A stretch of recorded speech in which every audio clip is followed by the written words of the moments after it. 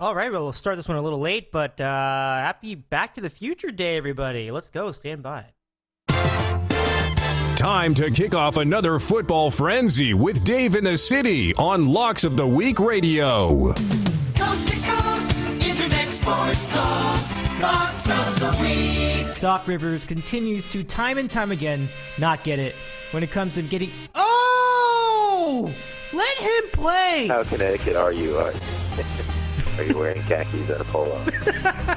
Regarding Lynch, who cares? What was he going to do today? Was he going to address each reporter? Oh, thank you for the question. Cap ran through the entire Yankee lineup, but he left out one guy, and his name is Alex Rodriguez. I like to try and forget about him because. From Los Angeles, this is Dave in the City, brought to you by Locks of the Week Radio. Now, here's Dave Medina. Good evening, sports fans! And a pleasure to have you here on this special Back to the Future Day. Good to have you with us in the year 2015, the date October 21st. Good to have you with us from the Dave in the City studios in sunny Southern California. Great to have you with all the technology surrounding you. Probably some things you've seen from the movie realized today. Some things from the movie not realized yet, but in due time. Just a great day. I'm really excited to really relive this day that was kind of depicted for the movie. The Back to the Future trilogy is really one of my all-time favorite movie series. So we may make occasional references to the Back to the Future trilogy as we go along. You know, when I was a kid, I never realized it was a comedy. I thought it was a straight-up science fiction movie, and I would always laugh at certain stuff, and I didn't realize there was actually intended humor in the films, but it was great. So, you know, I think about, well, you know, I'm not, no, I was going to do some Back to the Future theme stuff today, but we really don't have time. This week's episode is dedicated towards the League Championship Series and the world of football. And before we begin our Kids Club tonight, I do want to comment a bit about the ongoing League Championship Series. Today was a chance for two teams to clinch in their respective leagues. Earlier in the day, we had the Kansas City Royals with a chance to win the American League for the second year in a row in Toronto, but Toronto put up a great fight and they won going away in their match up to force a Game 6 back in Kansas City, and that alone is a big victory for Toronto after the Blue Jays got hammered 12-2 the previous day. So what a great win for the Blue Jays, winning this one 6-1 by my count. I think they maybe even added runs. At some point I stopped watching it. But really great news there. And for the Mets, what can you say? I mean, it's really just a team that you almost feel has got a little destiny to it. And the last time I saw a team look this destined and this determined to win, it was, it's happened a few times, but one that stuck out to me was a team that was fighting some similar demons and issues with luck in the postseason, and that would be the Anaheim Angels back in 2002. And a lot of similar magic. You had Adam Kennedy going off, Darren Erstad, and John Lackey really having a big moment in that as a rookie. And similarly, you've got rookie pitchers here with the Mets doing things. I think the rookie would be who? DeGrom? No, I don't think it would be Matz. I'm not sure. But there's some young pitching to be sure, and that's really fueled this. It's really been about the pitching. I mean, their pitching has shut down the best lineups in baseball. You took a Dodger team, pretty talented Dodger team. Maybe not as talented as you might remember. You have reached the maximum time permitted for recording your message. If you're satisfied with the message, press 1. To listen to your message, press 2. Oh, sorry to about erase this, guys. and re-record, press 3. I'm not really sure what happened there. That's kind of funny. I think I went to voicemail. If you're satisfied with the message, press 1. To listen to your message, press What am I 2. listening to? To erase and re-record, press 3. What in the world? Oh, now I'm very confused. I don't know. If you're satisfied with the message, press 1. To listen to your message, press 2. What to am I erase listening and to? re-record, This press is- 3. This is not making sense. What am I listening to? Anyway. Sorry you're having trouble. Your message has been sent. Please try again later. Goodbye. I don't know who I'm talking to right now. It's just, I got my friend Canadian Karen on the other side, and she's just laughing at me while I do go through all this. But apparently, I thought I took a phone call, and all it did was it left a message. I don't know what's going on, so it's just really weird. I just wanted to say that, the Mets are looking really. They really look like they're on a bit of a mission. So. Let me just confirm that our friend Ron is on the phone with us before we start Kids Club formally. So let's go. Here's Ron. Let's see if it's working. Ron, do we have you on the line with us? Yeah, what's up, Dave? Oh, good. Hey, how you doing? I think I just left you a 3-minute voicemail by accident. I'm sorry. I'm just doing the show. Never even knew. It's all right. Good times. We'll stand by then for our friend Andy in Seattle. Yeah, John in Connecticut and Say Hello to Otis will not join us tonight. Oat Man is watching the Mets Game 4 as they currently lead 6-0 in the third inning. And in this series, I just looked at the box scores. The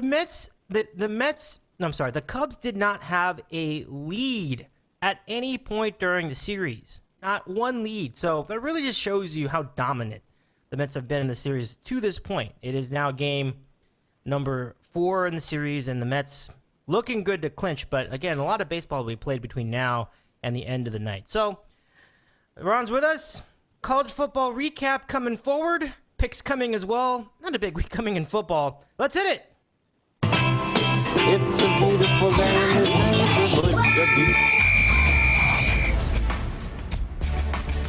Kids Club week number 8 in the city on Locks of the Week Radio, and week number 7.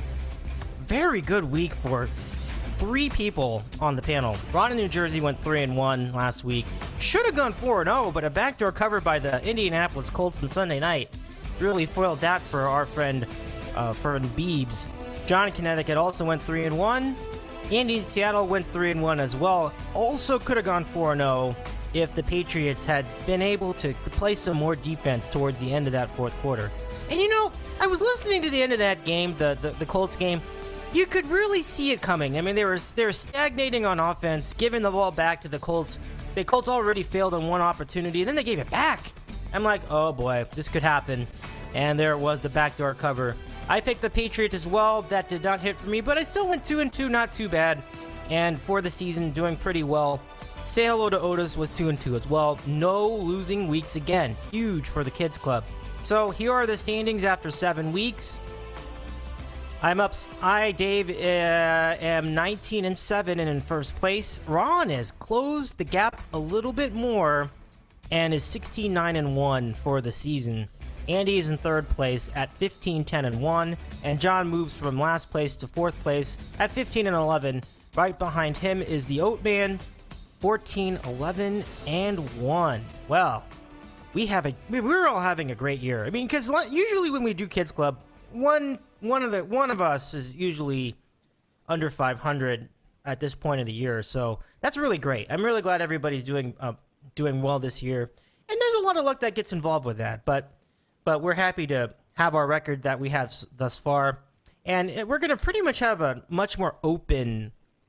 It's really going to be a more open-ended discussion tonight because there are literally 0 featured games this week in college football. So let's bring in our lone panelist for the moment. It is Ron in New Jersey. Ron, welcome to the program. How's it going tonight? Hey, Dave. How's it going? Doing great. It's good to hear from you again, and hope everything's going well with you. It has certainly been a lot of fun, and let's just quickly touch on the baseball so we can, as we're waiting for others to join us. It was a really great postseason, a lot of juice, and the League Championship Series hasn't had quite the same juice, but there is the AL Series, which could have juice if the Blue Jays can somehow find a way to win Game 6 with David Price on the mound. They came close in Game 2. Price had a 3-0 lead entering the 7th inning, and then things fell apart. So, but overall, it's been really fun. I mean, it's fun. We have some new blood in there. It's been a good time. So, have you had a chance to follow the postseason? What are your takeaways? Oh, yeah, absolutely. Especially, the entire tri-state area is, Mets crazy now. Yeah. The first round was actually, pretty exciting. it's been disappointing, the Mets-Cubs series, just because you thought the Cubs would bring a little bit more juice to the plate. But, the Mets pitching, it really is as good as advertised. And when you get your pitchers rolling like that, it's hard for any offense to overcome that. But I'm hoping that the Blue Jays force a Game 7 so we have a little, drama before we get to the World Series, because it looks like the Mets are going to wrap this one up. Yeah, this looks it's looking pretty hot for the Mets, and also unstoppable is Daniel Murphy, who just hits postseason home run after postseason home run every game. It seems like he's hitting someone out of the park, and that happens in the postseason. You get a guy that just comes out of nowhere, steps up, and really just lights the world on fire. But he's doing it with the long ball and doing it off of great pitchers like Arrieta and Kershaw and you name him, he's hit a home run off of him, it seems like. So that's always cool to see that. I really enjoy those unsung heroes, and he's plenty sung now. He's probably going to get a big contract. The funniest part is Mike Francesa, the guy we follow, for some reason right before the playoffs decided to go in on him and say how he wasn't a good player and how he wasn't worth re-signing and everything. And then the day after he says that, the guy goes on a once-in-a-lifetime run. The only other guy I can remember who went on a run like this was Carlos Beltran. His walk here with the Astros when he went off and was, you couldn't get him out that postseason. Oh yeah. And but yeah, it's amazing. I mean, he's even the at bats when he doesn't hit a home run. He's always battling to the end. He's hitting singles. He's running the bases well. He ended a game the other night with a great play at second. I mean, more power to the guy. He's like you said, he's probably playing himself into a pretty big contract. Yeah, and so now there's some interesting questions for the Mets coming up in the offseason, but it's not something to really worry about right now. I mean, this is a great moment for the Mets. I mean, unbelievable. Going to a World Series for the first time, not that long. It's been since the year 2000 when they had the Subway Series with the Yankees. But still, I mean, where the Mets were about not even years ago, 2 months ago, it looked like they were going to just sell off the team. It's incredible where they've come to get to this point. Don't you think, Ron? Yeah, absolutely. What they really needed was that middle of the order bat to legitimize the offense. And once they made that trade for Cespedes, it really did that. I talk about a guy who went on a run the last 2 months of the season. He was unstoppable. And when you combine an offense that can put up runs with the pitching that they have, it's pretty unbeatable. They especially we both know when it comes down to the playoffs, it's all about pitching. You saw the Royals do it last year, with their bullpen, and you're seeing the Mets do it with their starters this year. Once you get in those tight games, it doesn't matter. If you have a lineup like the Cubs where 7, 8 guys could hit a home run at any time, you gotta balance that with pitching, and the Mets have certainly been doing that. Absolutely, and so every year I always feel like the team with the best pitching wins. Either that or the team with one or two guys that are really hot at pitching. So last year was a little bit of that. Was a bit of the other case with Madison Bumgarner going off as he did. Andy in Seattle joins us now on the program via the telephone. Andy, welcome to the show tonight. How's it going? Oh, just chilling out, ready for hot takes, ready for Met Magic. Oh man, our friend TFC is really just letting loose. I mean, Can I just say something real quick? I'll try not to name names, but all right, invariably I probably will. Whatever about TFC, he can have his fun. I mean, Nancy negative up to the ninth quadrant. But I get a kick out of some of these guys. It's maybe just a couple people, and they root for the pinstripes. And they're just like, Mets just get lucky at the right time, and you can taste the bitterness from 3,000 miles away. And the anti-Mikes might be the biggest hypocrites of them all when they're like, Mike's wrong about everything. Well, guess what Mike said in April? The Mets have a chance to win 90. And guess what the Mets did? They are in the NLCS, one win away from the World Series. Will Mike get any credit for maybe calling it? Nope. And then there's these other people that are basically belittling the Cubs to no end. The Cubs still had a good season. Yep. Yeah, they're making a fool of themselves in the NLCS. But I saw these comments last night about, and tonight, how these Cubs, some of these pitchers not named Arrieta and Lester have they pitch they don't pitch hard enough, and in the playoffs you need hard throwing starters or relievers. Okay, the same people that are going to yell when the guy that throws 98 miles an hour right down the middle, like Kyle Farnsworth back in the day, and they'll be like, you need pitchers that can, take a little bit off of their velocity and locate their pitches. All these people that like for being slightly off base do the same frickin' thing. It's hilarious. It's just do what I say, not what I do, and I'm going to be just like Meek. Yeah, hypocrisy reigns kingly on social media and. Handball! Yeah, names, are they being named? Oh, anyway, good times. Yeah, good stuff on that end. And as far as the rest of the postseason, any takeaways from your side? Takeaways. I'm sure they're out there. The Joe Buck fans that like listening to him, well, they're Joe Buck basically is banished to these afternoon games just because of how the rotation works, and FS1 gets the ALCS, and it's just a chance at primetime games because Toronto KC isn't going to nearly generate the same type of juice out of a historical team like the Cubs and the New York market combined to generate. So, Joe Buck, they're playing these games at 4 o'clock in the East and 1 o'clock out here. It's lunchtime.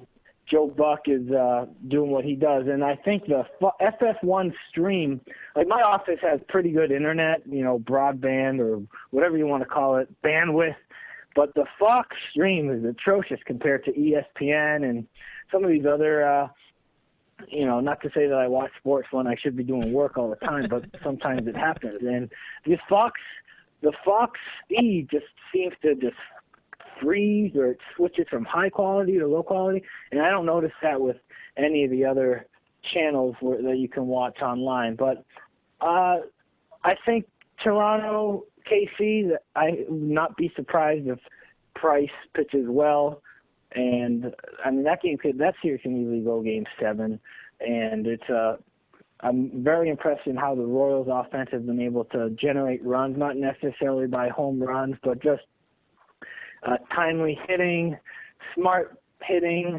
and just enough pitching. I'm not a big Cueto fan. I hear the Red Sox, people are like, the Red Sox should throw money at Cueto. I wouldn't want him on my rotation. I don't like Russo either. I'm not a Cueto fan. Well, he hasn't really been that great over the years anyway. So, I mean, he can have the ERA, but he can blow up at any time, and so he's having a very good series, as a matter of fact. But I understand completely what you're saying about that. And so to your other points, there's potential for juice. Just depends on how things go on Friday when we get the series back. I don't know. Benson's a Red Sox fan, or also known as Ron, but I don't know if he has the same feelings as Cueto. Cueto reminds me of a closer that can just lose it in any given moment, and then he's like, there's really good Cueto, and then there's really bad Cueto, and you really never know what you're gonna get.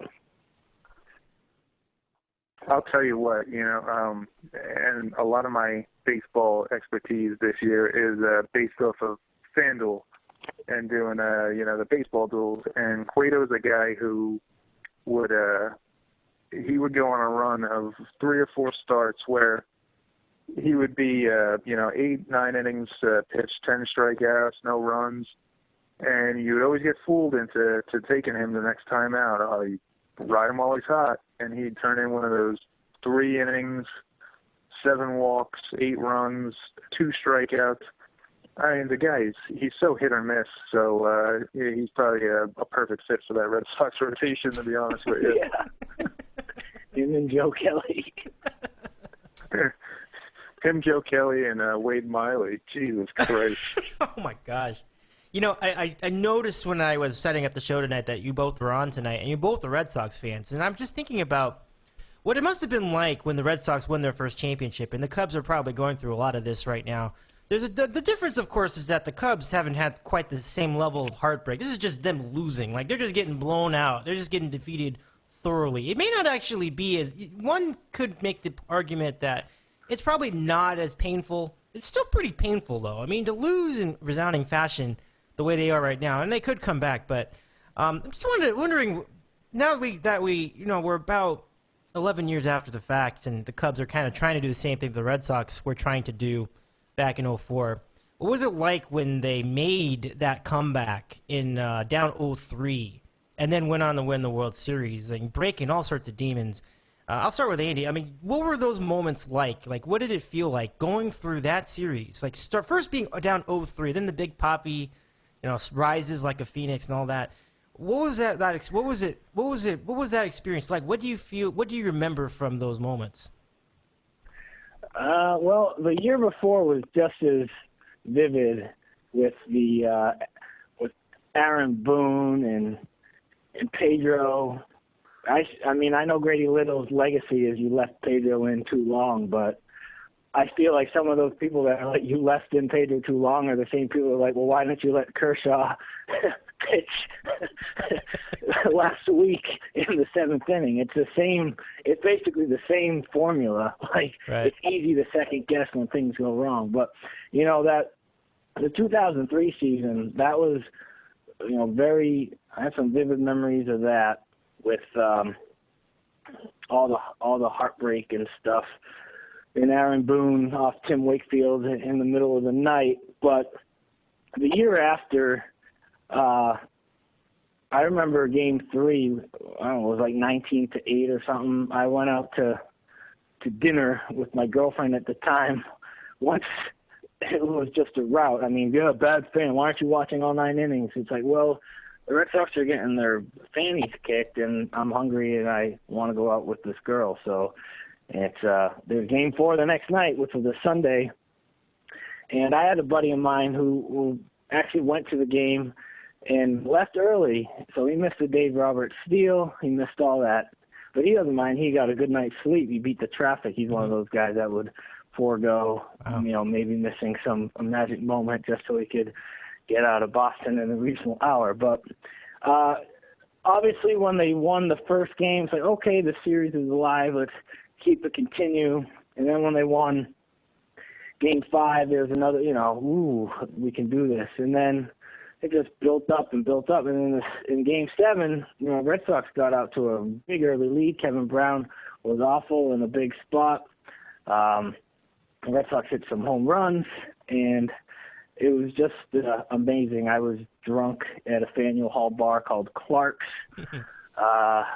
And then, not to sound like a spoiled Boston masshole, but, the series against St. Louis was, because it was a sweep, was basically a little anticlimactic. The Yankees were the big bad bullies of the AL East. They owned the Red Sox for so many years. So once they beat them, still had to beat the Cardinals, which were a great team on their own. But the fact that they swept them, it was a little anticlimactic. Absolutely. Yeah, I felt the same way about that. I was like, going through that, anything that would follow coming back from 0-3, which had never been done before in any sport, as far as maybe in hockey, but in any other sport, it had never been done. That it's definitely a very historic and memorable moment, and I was in college following that too. And I had no dog in the fight. Like I just thought it was great. I loved the juice. I loved the theater. So it was really fun to follow that as well. And I never did see Game 7. I remember I was at a fundraiser, some sort of a pledge drive for the local on-campus radio station, which was a public station. So I was doing that during Game 7. Unfortunately, I just saw the score updates on the internet. I didn't have smartphones back then, so I just went over to the computer in the control room and refreshed it on Internet Explorer. That was what we called following the game back in those days. So, Ron, I wanted to get your memories of the 2004 ALCS too. I mean, what was that roller coaster like? What were you going through during those 4 games? Well, I'll tell you what. I remember Game 3. I remember exactly where I was. Me and my friends were actually at a bar in New Brunswick and Rutgers, watching the game. And I'm not shy about being a Red Sox fan around here, even though it could be dangerous. Mm-hmm. I remember I was wearing a Manny Ramirez T-shirt, and it got ugly quick. Oh my gosh! I mean, quick. Wow. And when it was 19-8 or whatever it was, I just remember there was this one goofy redhead frat boy just standing there and trying to yell in my face, like, we're gonna sweep you, sweep. It's a sweep. Sweep, like to the point where we had people pulling, getting in each other's way to pull us apart. And, the rest of that series, that kid's face was burned in my memory with every single game. I mean, it's Game 4, Game 5, Game 6, Game 7, when Johnny Damon hit that grand slam in the second inning. I mean, that kid's face was ingrained in my memory. I will never forget it, and I don't think you can describe that feeling, because basically, being thought of as the Yankees bitch for so many years, right? And to pull something like that off, it was just and Game 7 was a little anticlimactic, I'm sure, to the rest of the baseball nation. I'm sure Mad Dog Russo probably got angry because there wasn't more drama to it. But I mean, it was very, very cathartic as a Red Sox fan to sit there and watch that and rid yourselves of the demons of the prior years. And I agree with Andy. I mean, after that, the World Series was, just icing on the cake. I mean, if they had ended up losing to the Cardinals, I think the entire Red Sox fan base still would have been okay with that season because they did get that giant off their back.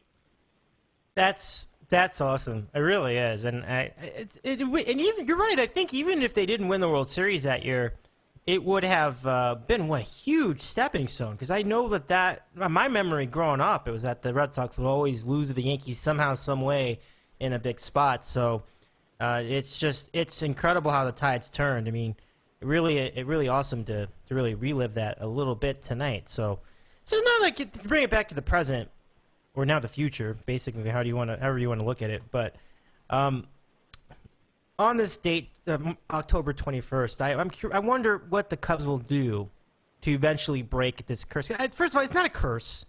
Now, that's another question. Okay, I'm going to ask this. Is this whole thing about the curse with the Red Sox, was that just overrated? Like, is that curse thing a real thing? Andy, did you ever feel like this curse thing was real, or was that just superstitious BS? What was your feeling? Well, I mean, so Dan Shaughnessy basically cultivated it into something bigger than what it really was. But, I mean, there's something to be said. I mean, they didn't win the World Series for a long time. Yep. The Mets against them in '86, that was crazy. Mm-hmm. Carlton Fisk in '78, I mean, they were going bonkers. They ended up losing that series. So I can definitely see why, the Cubs and Bartman, I mean, that stuff's crazy. I mean, there's some weird stuff that goes on in sports, and I don't know if the players buy into it that much, but they definitely can. You know how fans are always different than the athletes. I mean, I don't think when Captain is like, I'm going to shit on D. Not shitting on his car, but I mean, he definitely hears the captains yelling at him. I mean, I'm reading that Dodger book by Molly Knight right now, and Adrian Gonzalez definitely did not like Boston at all because he was more comfortable in San Diego and now in Los Angeles because, he doesn't get booed on when he's walking to the diner for breakfast. And in Boston, he would do that. And so back then with the curse, I think, Cardwell tight. They would all kind of get Cardwell tight. The mood in the stadium would just, it's happening again. And you can what nervous energy is. Multiply that by 35,000 people, and it happened. When it was kind of like in an NHL overtime game when the visiting team scores, like the entire stadium just goes deadly silent. It's kind of similar to that when they have like this negative history, against them. Interesting. So, I think there's some good credence to that. And now I'm curious. Now I'm wondering, what are the Cubs going to do to overcome that? Because they're having the same problem. But it's a little different with the Cubs because they haven't had the many opportunities to blow a postseason series. They just have been just plain bad for most of that history. So I'm not sure if it's exactly the same thing. But it's a similar idea, though, because you go back to 2003 when they had the Bartman game. I mean, that was a good display of similar Cardwell nervous energy. And so, will the Cubs, is this a mental mindset, I'm wondering, that the Cubs organization and fans have to embrace to be able to finally just get through this and win a title already? They've got the talent now, and I think they're going to be good for a few years. But, Andy, I mean, one thing that really disappointed me was when they encased the ball that Schwarber, I think, hit on the top of the video board. I'm like, you're just playing into the whole nervous energy thing. Like, don't do that. Like, just play the games and show some confidence that you can win. I think that's what the 04 team did on the inside. That was from my interpretation. What will the Cubs have to embrace that kind of let's stop caring about it, give no Fs attitude to win a World Series someday? If they got the right manager for it. I mean, Joe Madden he's quirky. He's like, we're going to do it this way, or we'll leave it up to the players. He's very eccentric. I know there's people that think he's like a delicate genius, but I don't think he's a delicate genius. I'd love him. Red Sox already have a manager, but I mean, if the Mariners had him, that'd be pretty sweet. Like, I think any baseball fan, except for the people that don't like him, obviously, would sign up to have him. I mean, I don't see what's wrong with him. Like, I don't know why he gets like a bad rap. You see what he did to Tampa. You see, Tampa was awful for their entire, livelihood as a franchise, and what he's able to get out of his team. If I'm not mistaken, Chicago, they're doing this a year ahead of schedule. Yep. Agreed. So they're in good hands. The franchise always try, and they've always had high-profile managers. Dusty Baker, Piniella, this guy. So it's not like they're never not trying. It's just a matter of putting it together. It's hard to win all these games in the postseason. Baseball is a crazy sport. That's why old men love it, because it's so unpredictable. It is, and you make a great point. This is the Cubs are. This is really just house money, I think, for the Cubs franchise. I think they have such a good young core of talent. They'll be back. I mean, a lot of these guys are rookies. I mean, yeah. Ron has been pro Mets, for a long time, and these pitchers that the Cubs are running into, they're freaking really, really, really good.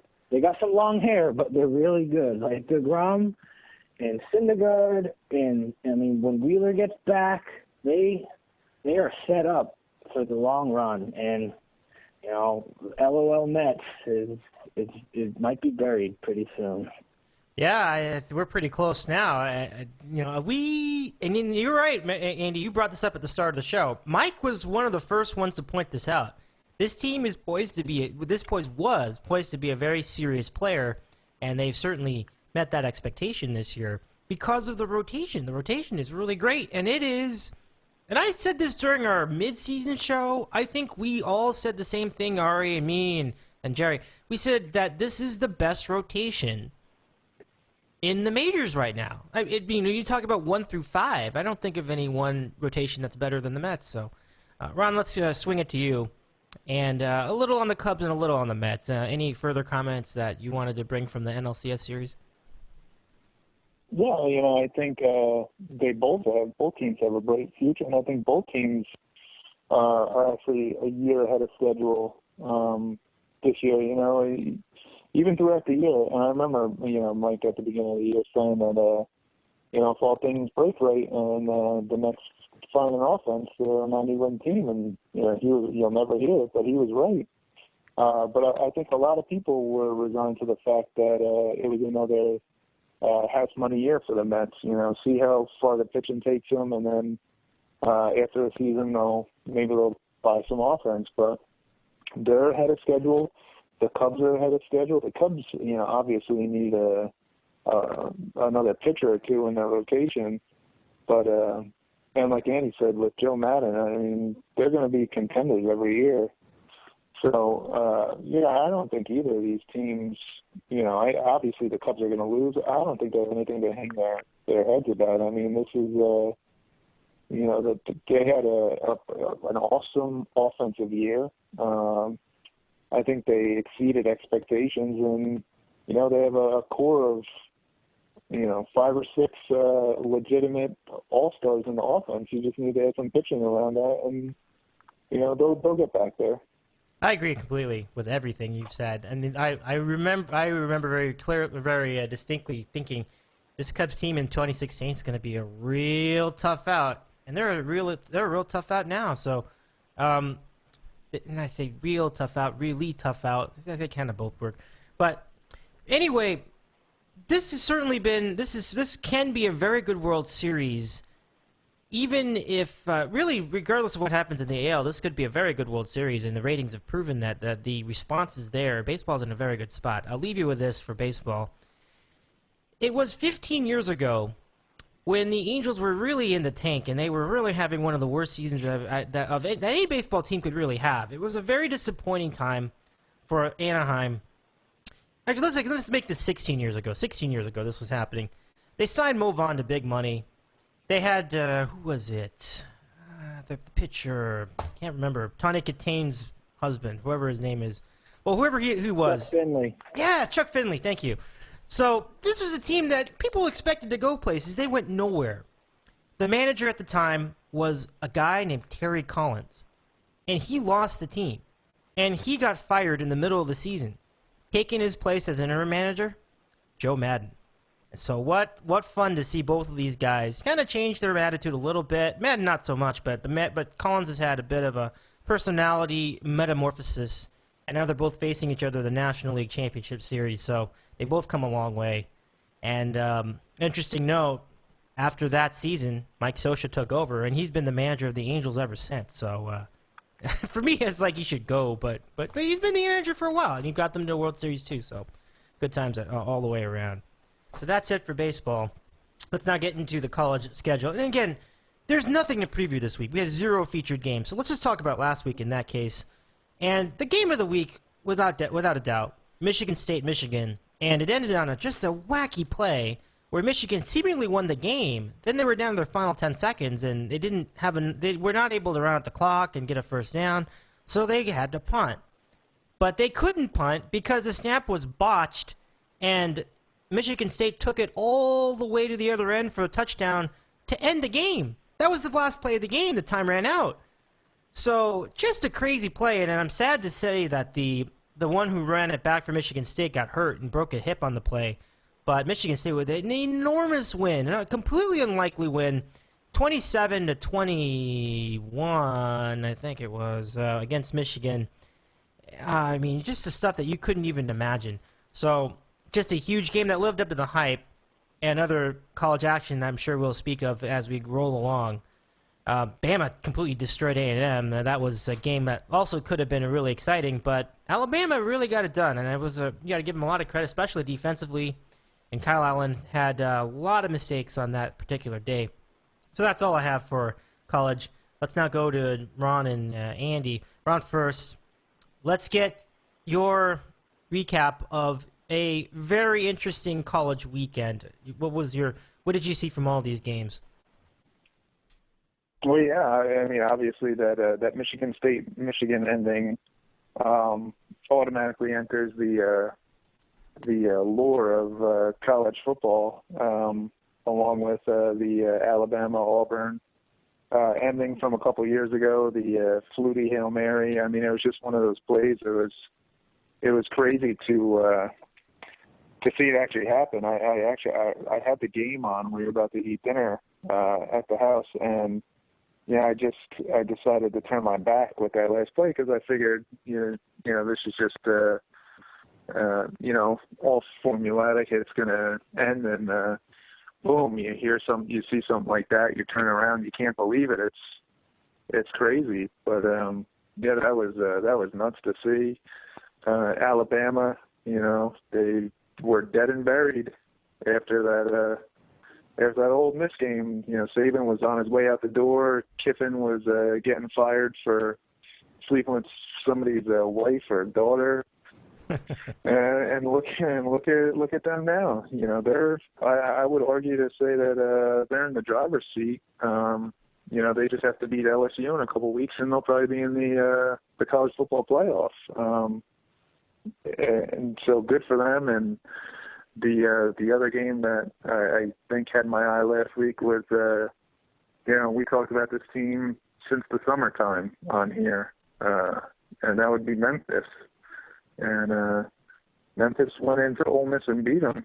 And, we talk about them every week here. And I actually saw a headline the day after that said something like Memphis catches the nation's eye or something like that. And, I don't like that we call it or anything, but, obviously, if and it was from a big college football writer. I can't remember who it was, but I mean, if 4 or 5 random guys on your show know about Memphis, and this, it might have been Dennis Dodd, I can't remember, but if we know about Memphis and Dennis Dodd doesn't know, anybody on the friggin' team, then it's just a sad state of affairs. It's so. I would admit you. My thought, if I read that, I would have been, "Where have you been? Where have you been?" No, Ron, look at this. This is going to happen again. If Western Kentucky has a big game against LSU, like, wow, look at this Western Kentucky quarterback. And where has he come from? Like, this is a great. This is a surprise story. It's a surprise if you don't watch the games. I mean, we've been watching Brandon Dowdy for 2 years now. Like Mike. Yeah. Absolutely. So I'm telling you, that could happen. I mean, it could be interesting if we see this game and it gets close and it's down on the last possession. I mean, people are like, "Wow, this Western Kentucky team, who'd have guessed it?" And it's just like, who's this quarterback? This Dougherty. Who is this guy? He's pretty good. Unbelievable. Really is. I mean, what did aren't they in the number 18 in the rankings now, Memphis? Yeah. Like they went from receiving less votes than Penn State and Rutgers, and all of a sudden they're number 18 in the rankings. I mean, it just goes to show you how churn and ridiculous those rankings are. I mean, it's just it's idiotic. It is. I mean, it just gives you a feel for where the priorities are. It's like it matters more when you play. It's just like Mike would do with the Yankees. Like the games matter more when you play the Yankees. It's like it's that kind of bogus involved with these kind of evaluations. So completely agree on all of it. So let's go to Andy in Seattle. Let's hear from you about week number 7 in college football. Yeah, I'm not as a huge AAC homer as John, because I didn't go to UConn, but these Temple, Houston, and Memphis, they're all good. And the sad thing is 2 out of those 3 teams will ultimately lose their first game of the year at some point, But I don't really know too much about Houston or Temple. Obviously, I know that they're good, but if they're I get in these arguments sometimes with these Mongols out here. And they're like, if Washington State was in that awful conference, they'd be undefeated. I'm like, I don't think so. It doesn't always work that way. And then finally, they're like, all right, well, we'll give you some respect to the AAC. You know, sometimes these good teams, they're only good because they return all their starters, and then they've got a great coach. Or you watch next year when, you know, Memphis is gone because Lynch is leaving and Fuente's leaving. Then Memphis will be back to Memphis. But, I mean, I'm not saying the AAC is going to be, you know, the next Pac-12, but it's really – and the coaches definitely use those schools as a stepping stone. Like that Houston guy is going to go off somewhere. Fuente's going to go off somewhere.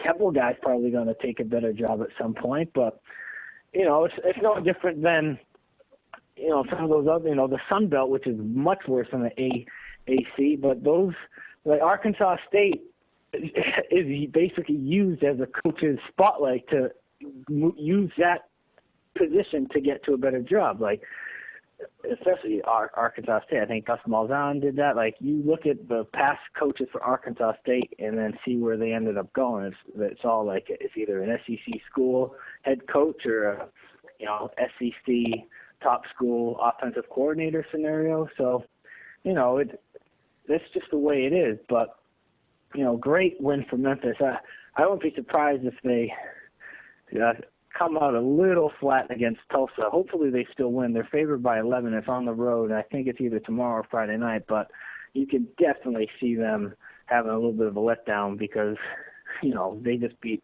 Ole Miss. I watched Baylor do what they needed to do. They're a machine. I think Bryles is just, all right, we're favored by this. We got to win by this. That's what goes into his mindset. The Michigan State game, easier said than done because you're human and you're reacting. It's a muff punt. But if the Michigan punter just like fell on the ball, obviously Michigan State would have got the ball back, but at least force him to make a 35-yard touchdown pass rather than what ended up happening. I mean, he didn't have to try to punt the ball after the muff. He could have just fallen on it, and then the Spartans would have gotten the ball at like the 35-yard line or whatever. But I don't think he was like thinking that because it was panic mode, and that was just crazy. I was at a bar or a restaurant with my dad watching all these games at night down in Houston. Only one TV was on the Met Chicago game because it's Houston, Texas. It's basically a pigskin first type of city. So we were watching Florida LSU, and neither team really had any respect for defense. I was surprised. Higher score than I thought it would be. And at one point, it looked like LSU was going to basically run away with it. But, you know, the Florida QB showed some guts. Granted, the LSU secondary didn't look very, aware. Fournette was Fournette. When is he not Fournette? And, LSU is hard to beat at nighttime in that stadium. The Notre Dame USC game reminded me of the fourth quarter of the Giants 49ers game. Just like, it's just, I don't know, a lot of, the ball was moving up and down the field, but we weren't sure how it was moving up and down the field. It was just, entertaining clown car entertainment, but, high score. Just, you take a bite of your sandwich next to you, and you're like, how the heck did Notre Dame score 10 points? Like, just no, I don't know. It was just a weird game to get into, despite like the high score. And let's see, Alabama, they had 3 pick sixes. That you can't really predict that. And A&M tried to make it a game a little bit in the second half, but the hole was too big for them to climb out of. And then way late at night, you had Utah, Arizona State. All the sharp gamblers loved Todd Graham because they're expecting Utah's bubble to burst. I don't get this. We'll talk about this later with their game against USC, perhaps. But I don't get why people think Utah is riding a fake magic carpet ride. I think if Utah was an NFL team, they'd be gushing about what they do. The Booker is a great running back. Their quarterback is like your prototypical game manager, but he's better than a game manager. You know what I mean? But he's got legs to make 3rd and 4 on his legs, and he can make some throws. And their defense is top notch, and their coach is, runs a tight ship. I don't get why people think Utah are playing out of their element, and they have all the destiny on their hands in the Pac-12. So they're number 4 in the country. And last week, everybody, they're gonna have a reality check against Todd Graham. Like, wait a second, now the same people that were like Todd Graham. You guys remember, it's Todd Graham. They laid an egg against Texas A&M. They laid an egg against USC. Yep. This is what they do. Yep. And it was a close game at halftime, but and it was a rainy night. But when all said and done, I think Utah scored like 21 points in the fourth quarter and ran away with the game. Yes, Utah ASU self-destructed it in the final minutes of that game too. They were just completely beating themselves as much as Utah was beating them at the same time, which compounded the score. So, as you mentioned, things really got away with them, which people should have expected. Again, it's a sloppy team is Arizona State and the Sun Devils, and Annie, it's just you have East Coast bias, right? We both know what that's all about. You also have big program bias, and I got in an argument with Coach this week about Utah versus Stanford being the best team in the Pac-12. And I think Utah's the best team in the Pac-12 right now. He really loves Stanford. And I'm like, I just don't get it. Like, I just think, yes, Stanford is playing very well, and they're racking up a lot of yards, but I don't know if I necessarily think they're the best team in the conference. Like, between the two, which would you pick? I don't know. I think Stanford's definitely I got to look at Stanford's schedule because if I'm not mistaken, I think they've got Cupcake Central the rest of the way outside the Notre Dame game. I mean, they're going to bully up against Washington, and then the following week they're going to bully up against Washington State, and they've already played USC. They've already played UCLA. So that Stanford-Cal game is going to be Kojak good. And I don't know if Utah's on their schedule. I look at that. I looked at it. They have Oregon. No, they don't have Utah, which I remember that being a very big break. And so I'm looking at the schedule now. And other than Notre Dame, it's pretty much the big game. That's it. So the big game is going to be truly the big game. Like sometimes it's the big. They always call it the big game, no matter what year. This is really the big game. This is a really huge game. Do they play Cal too though, right? Don't they? They have to. Stanford Cal's a big rivalry. Right, but that's what I meant. Like the Cal Stanford game is the big game, and it's always been the big game, and it actually has like the name carries weight this year because these are two good teams. Yeah, because Cal plays UCLA tomorrow, and that's a huge game. Oh yes, huge. Like, UCLA season is on the line. Juicy. I mean, we talk about this like. Alabama, for whatever, it's currently their birthright. If the one-loss Alabama team is always going to get like 15 more looks at getting into the playoff than a one-loss Stanford, a one-loss Cal, any of these other Pac-12 schools. It's just the way it is. Yeah, no doubt. Let's go. Let's go to Ron and just add any additional potpourri on Utah and Stanford and the Pac-12. I mean, where do you see the conference right now? You don't want to get my thoughts on Stanford, do you? I mean, you stuck to your guns, right? You still feel like Stanford's overrated and overblown and overhyped and all that? Listen, I mean, obviously they have turned it around and they're playing well, but I don't care what you say.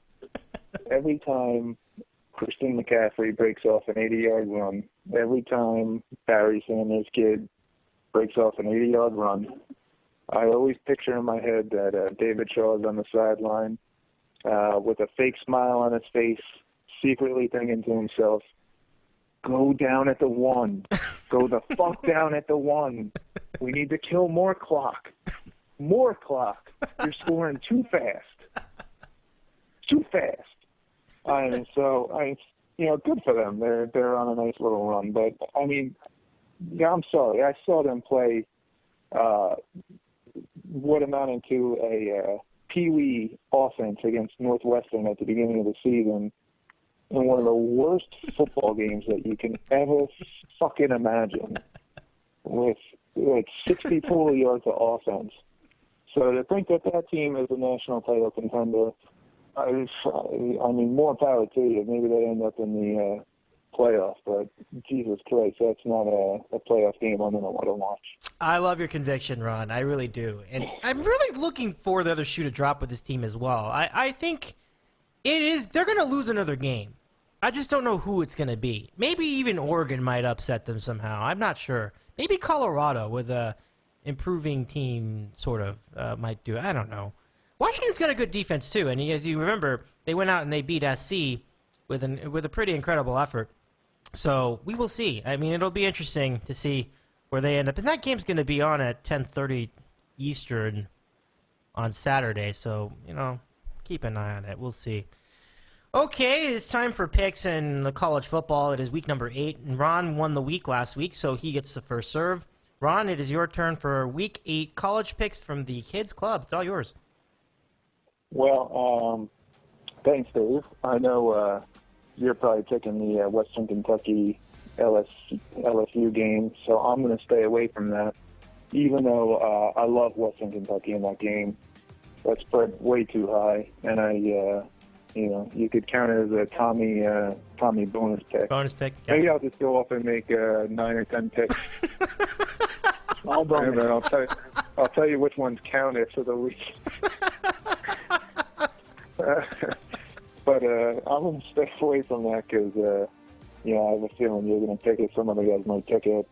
So I'm going to stay with the mid-majors, though, for my first pick. And I'm going to take, I took this team once already this year. I'm going to take Bowling Green, minus 14.5 over Kent State. Bowling Green it's another one of those, mid-major teams who has a prolific offense. They can score at will. Their quarterback, Matt Johnson, is one of those guys who, puts up 300, 400 yards of offense every game. Their coach, Dino Babbers, is another guy who I think I see is already being linked to the Maryland job. So he's going to be a guy who probably gets a job, a big-time job at the end of the year. But I think they could cover that 14.5 over Kent State. That's my first pick. And my second pick, I wanted to take Ohio State minus 21 over Rutgers in the Saturday primetime game. Holy shit. I'm sorry, I don't mean to go off on a tangent, but the other night on Monday Night Football, they're having, they have the commercial for the primetime game, and it's Ohio State watches J.T. Barrett leads and Urban Meyer lead Ohio State. And, all these montages with these plays and everything. And then they, for a second I forgot who they're playing, and then it's against Rutgers. and they show a picture of Chris Laviano throwing the football. I mean, Jesus Christ, does it get any worse than that? Good Lord. I know Rutgers beat Indiana, and, an amazing comeback, too, but my God, that's the best that you could put on a Saturday night primetime game. Is Ohio State and Rutgers? Was Michigan and Purdue taken? I mean, Jesus. I know. It's bad, but and I know that the spread is 21 in that game, and I should think Rutgers will probably cover. But God, that's you could tell it's a slow week in college football when that's the primetime game. But I digress. And my second pick for the week is another game that it looks, better on paper than it's probably going to be. But I'm going to take Clemson minus 6.5 over Miami in Miami. I've seen a couple Miami games this year, and they're just not a good football team. I mean, they have their weeks where they look okay, but I think Clemson's on a little bit of a roll. Watson is protecting the football. Rule number 1 in college football is protecting the football, and their offense is rolling. So I'll take Clemson -6.5 over Miami. Thank you very much for the picks, Ron. That line does change a little bit each time out, so you got it at a good spot because all they have to do is win by a touchdown against the Hurricanes, and it's definitely going to be, even though it's not a featured game by my definition, it is going to be one to watch because Miami does have talent to stay in the game. We'll see if it's enough to get them a win. I completely doubt it, but you never know with Dabo Swinney. So now let's go into the next set of picks. That comes from our friend John in Connecticut, who again will not join us tonight, although he had quite a weekend over at Lambeau Field. One of the greatest experiences you'll ever have is going to Lambeau Field, and he said as much coming back to us personally off air, but it was a good time all in all. So. And Packers won, good time. So he now leaves us with these picks, which we will recite via text. Here we go. Week number 8 picks for college football, and he goes head-to-head with Ron. And he has Miami +6.5 against Clemson. So that's his first pick. Pick number 2. One that I'm going to make as well, but not officially. USC -3 at home against Utah. So there you have it. Week number 8 picks for college football. John in Connecticut. Again, Miami +6.5, USC -3.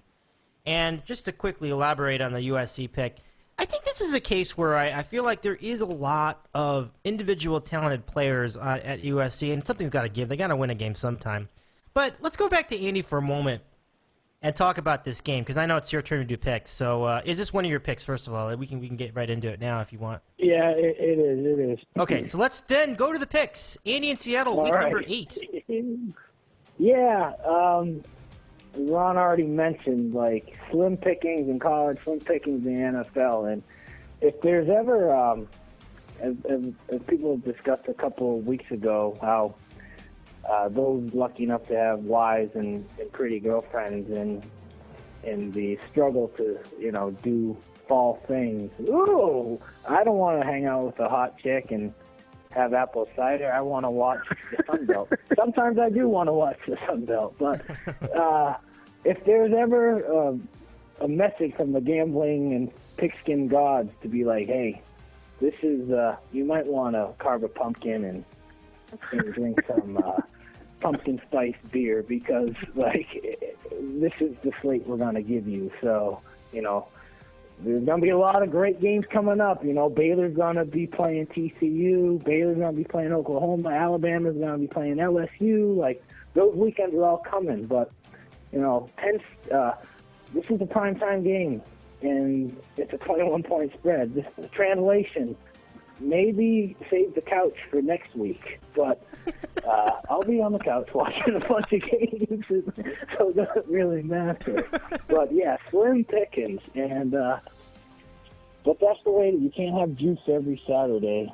So yeah, it is funny. The week before Halloween, the college schedule is like, go out and do something with the significant other. This is the perfect week to do it. There could be a Game 7 with Toronto. And I see if it works out, but that's like 72 hours away. But Game 1, I am gonna go head to head with John and Dave in Cal. I think 3. At one point it was 3.5, but I'll get 3. That's fine. I'll be a little bold. And this is not to be like LOL USC, but it is kind of LOL USC. They had all these expectations, and I think Herb Sweet might have had them in his, BCS playoff, and the quarterback was supposed to be a Heisman contender, and then the wheels have just kind of fallen off. Getting embarrassed by Stanford, the UW fiasco, Sarkisian, Notre Dame. I don't know what their motivation is at this point. Obviously, they talent, but if they're not cohesive as one single unit on defense, if they're not cohesive as one single unit on offense, then things can kind of snowball. And I think things are definitely snowballing down in Cal. As I mentioned, 10 minutes ago, I feel like they run a tight ship. They're not a team that self-destructs like a team like Arizona State. They just seem like the perfect combination of talent and brains and guts and grit. And you couldn't name any of the players. I named a few. I watch them enough. We know what's going on. Like, they run a tight ship. They don't. They're not going to score in 10 seconds like Baylor, but they are very talented on the offensive side, and I think they'll be able to, be physical with USC. They'll be able to score against USC. And even if USC shows flashes of that potent offense that was expected to be seen more often, I think they'll be able to force them into some red zone field goals. And, you'll see a game like 28-27, Utah. That's a high score for NFL standards, but in the college game, that's still, that's about average. So I think it's going to be a good game, but I'd like to see Utah kind of keep this magic alive. And we've rode them for at least 3 weeks now, so I'm going to stick with them. And if the ship sinks, it sinks, but it's been a fun ride. So game number 1, give me Utah. Bonus pick, Tommy style, I wrote down Baylor. I'll probably bet it outside the show, but they're giving 37.5 to Texas Tech. Iowa State. And, until Baylor plays either TCU or Oklahoma, it's just all about Briles running it up like they did last week against West Virginia. So bonus pick. And then the real second game, I'm going to take Cal getting 3.5 against UCLA. That game's tomorrow night. And UCLA, they started out really well. Josh Rosen lit up the scene, super duper freshman, and then they had that, they gutted it out and barely beat BYU. But after that, they had then they beat Arizona, and they destroyed Arizona. But after that, they had a very disappointing loss to ASU. Dave, you kind of called that one. And after that, last week, they got their doors blown out against Stanford. Like, they gave up almost 60 points. And then you had Jim Moore complaining about back-to-backs Thursday nights, and he's like, how are these people supposed to be student athletes? Moore, you're not recruiting these guys based on their grades. You have the star that wants to get paid. That's why he's leaving, Miles Jack. Moore, you would recruit a quarterback who, who cares what he does in algebra and calculus? Moore, let's be honest, you're not fooling anybody with this speech. You recruit, and if you had it your way, UCLA wouldn't have any academic requirements. Let's call a spade a spade. So I think he's got some bad karma coming in this direction. He's complaining about back-to-back Thursday games, and then I know UCLA, they get their fair share of prime time and good slots for the television, and that's what it's UCLA. Of course, why not put them on national TV on a Thursday night? They should be grateful. So again, they're playing Cal. I think it's almost like Rosen is Goff like 4 years ago, and Goff is like the mentor. He's been in the Sonny Dykes system for 3 years, and Rosen's going to be at UCLA for a long time too. I just think that with too much offense, this is not going to be. We're not going to see a team like Arizona, wilt in front of the UCLA defense. I think, as we saw against Utah, even bad Goff can still get his team into the red zone and score some points. And I think Utah's defense is much better than UCLA's defense. So, and they're getting points, and it's 3.5. So again, Goff is your perfect backdoor quarterback. If you're down by 10, if you're down by 9, you're getting 3.5, and Goff has the ball, he's still in a pretty good position. It's like the opposite. If LSU's in that rare position where they're like a 3-point or a 4-point underdog, and you're like, oh no, it's LSU, and it's the LSU quarterback that needs to backdoor. You worry about him throwing a pick six, but with Goff, you're more confident that he'll be able to, get that backdoor with authority. And I think they'll win out. That's my heart speaking. I want Cal to keep it continue. So when they play Stanford, that'll add some extra limelight. And we all want to see Stanford have their season ruined. So it's basically 2 hard picks with these Pac-12 road teams trying to keep their very good seasons alive. With Cal and Utah. Yeah, I like it. I like where you're going with this, Sandy. Thank you very much for the picks. And it would be such juice if Cal made it that far, still with the same number of losses that they have right now. We'll see. It'll be interesting. Good picks. Utah +3, Cal -3 for week number 8. Now it is my turn for picks. And as Ron said, we will begin with a game that Ron had teased about on the board on the MikeFrancesa.com, and he is correct. I will take Western Kentucky +17. 17 at Baton Rouge against the LSU Tigers.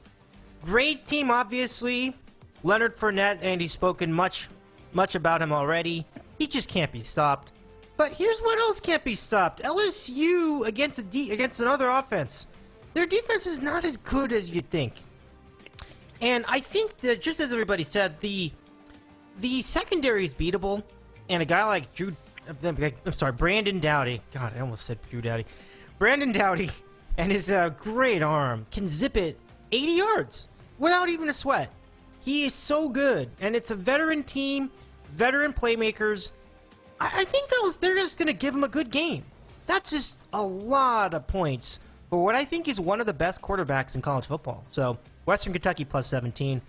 And in the second game, I go back to a team that I really thought did me well, and one that most people would not expect. We will go to the team again in a battle of Sun Belt Titans tomorrow night. Georgia Southern against the vastly improved Appalachian State with a top 5 defense. This is not a joke. If you look at the statistics, they have the 5th best ranking in terms of defensive yards allowed, and that's due to some standout players like defensive end Ronald Blair, who's been touted as a potential NFL prospect, and their veteran linebacker John Law, who had a great year last year and doing it again this season. So why do I think Georgia Southern is going to be a player in this game?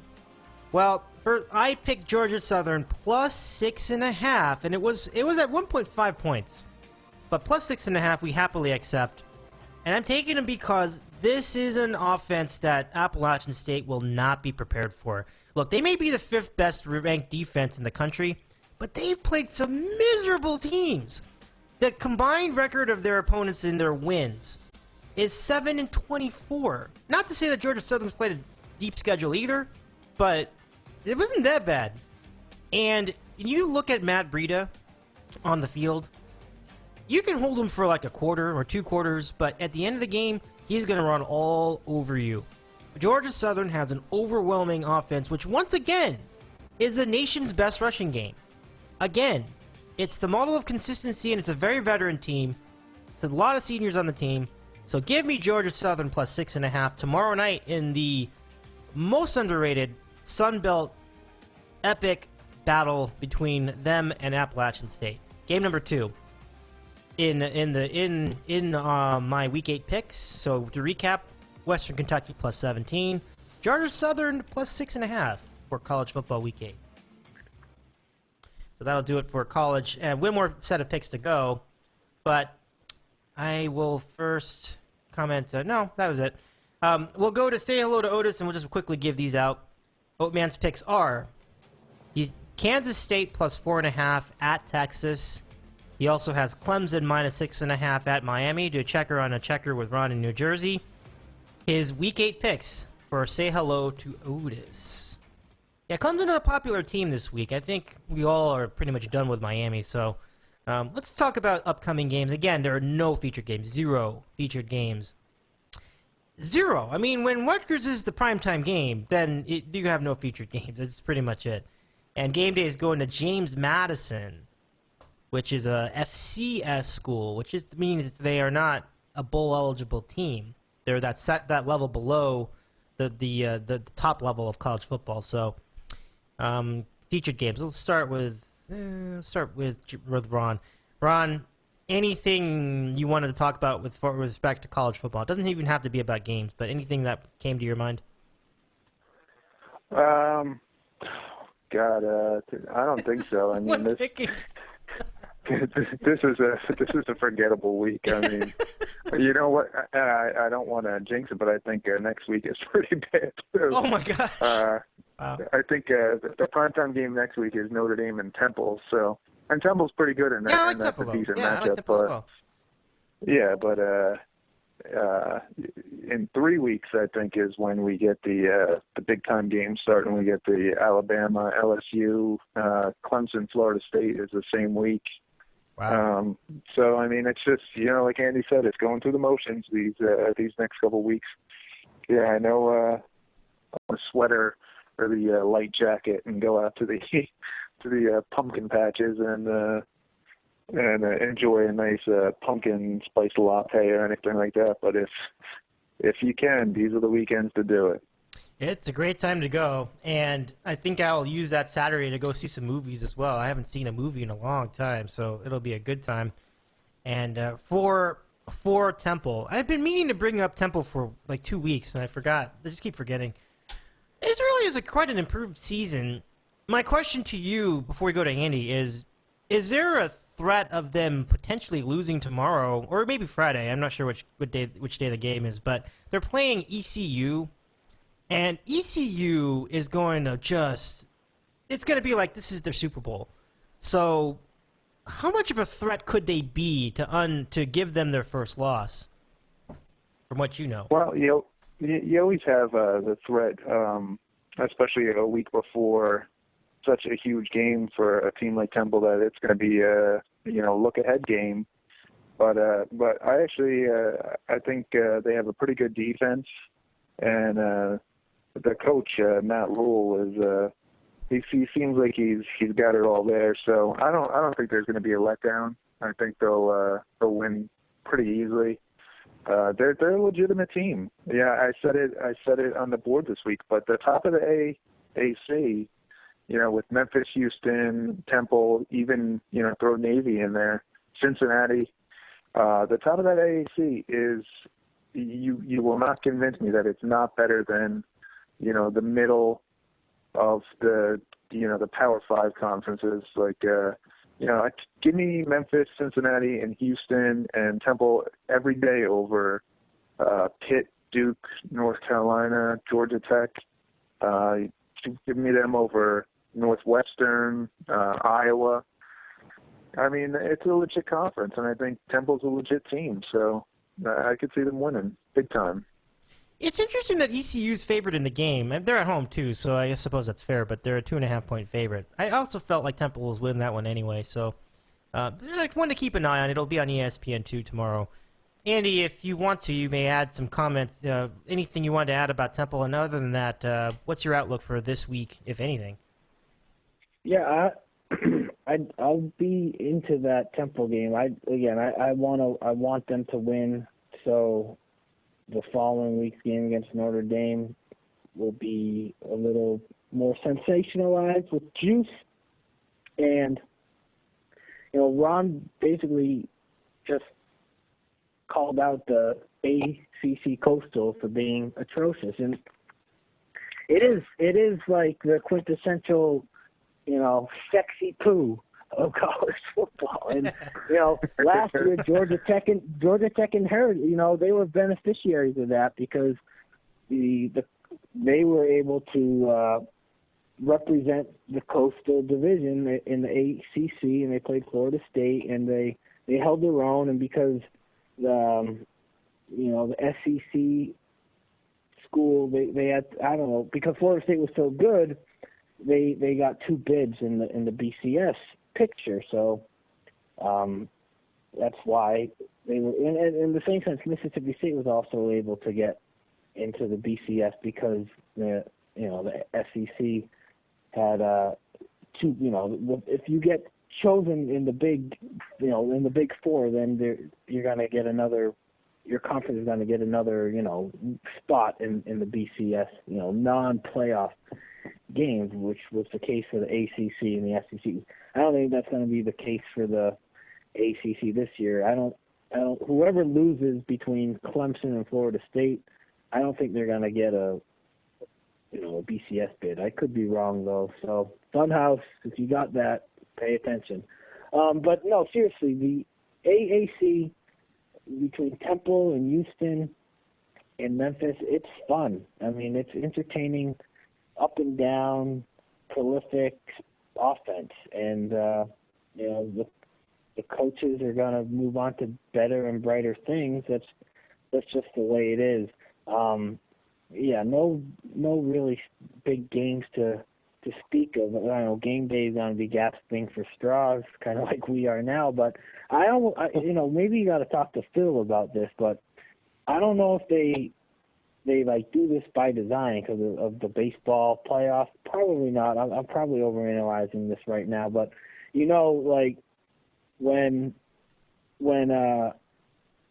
I think when the NFL has their first game in the the end of the summer, that Thursday night, this year was Patriots Steelers. Like MLB, I think all their games are scheduled for the daytime. I don't know if there's some sort of unspoken concession for certain events, but I don't know. Someone like Fiddle could probably explain it better than I ever could. They do have that one game on Sunday night though, on ESPN. I think there's that game, which I don't know if a lot of people watch, but they do that, and then like you said, the next day it's like all day time, which could be like you say, because isn't it? I think you just said this. Isn't it like the same day as like the national championship for college basketball? I think there may be something to that because like they would. I don't remember if they're always timed the same day, but sometimes they are, and then it's like then you kind of see it. It's like, well, we're gonna have like 12 Major League Baseball games at the same time as the college basketball national championship. I mean. I don't know how that would end well for baseball. So I don't know. I agree with you. Maybe I'll bring in Ari sometime and ask him about that. Okay, so I think that's it for college. Again, we really don't have anything to talk about this week. So let's move to NFL. And I just couldn't wait to bring this up. What in the world were the Colts thinking with that fake punt attempt with like three-quarters of the team lined up way off to the right? I mean, what the hell was that? I'll just start with that. Ron, what were they thinking? It's the bloomers off Chuck Pagano's rose. I mean, oh my God. He was a great story the first year. Thank God he overcame his cancer, and he's coaching again. But Jesus Christ, I mean, that's something that you see in high school. And I know the reason why he did it was to try to draw them off sides and was never supposed to be snapped. But, again, that's something you do in high school. You don't do that against Bill Belichick and the New England Patriots. I mean, to me, that's a fireable offense. He could have – I know there's friction there between him and the GM. He could have just tossed him out of the building right after the game. Because that cost him the game. That was just ridiculous. It really did. I mean, it directly led to a Patriots touchdown, and so, I mean, that was pretty much when the game got away. I mean, they were already giving the game away as it was. I mean, the Patriots obviously played very well, but I mean, that was certainly not helping the Colts' cause. So let's go to Andy, who certainly had a personal interest in this one. What in the heck was going on with that call? Well, not much, obviously. I was watching that with my dad, and he went to the fridge to pour some more wine in his glass or something, but I saw this weird formation. I was like, Dad, after he heard me laughing, he's like, what's going on? I'm like, what the hell's going on? Look at the TV. And he's like, what are they doing? I was like, this is not going to end well for them. I was like 1-on-5, and we were just like, thank you. I was like, thank you, Chuck Pagano. Like, seriously, thank you for that. You have just given the game away. And I know he says, they try to draw him offside, but it was an illegal formation. And if you're practicing, they said they practiced this for like a year straight. Like, well, if you still practiced it, then like you're supposed to call timeout when it's clear that the pads aren't gonna, go off sides. Like, don't snap the ball. Like, you are just foobarring your own execution, and that was really, really, really dumb. I think there's not one defender of the play except for Pagano. That was the most brutal play call I have ever seen in my life. I couldn't believe they ran it. I'm like, forget it. Just call a timeout. You had 3 of them. Call a timeout. What the fuck was that? It was so unbelievable. Yeah, that was really. I was laughing out loud too. My dad was laughing out loud. I was with my dad watching that too. I was at my dad's house for that game, for part of that game, and then I left a little later, but to go back home. But oh my gosh, that was nuts.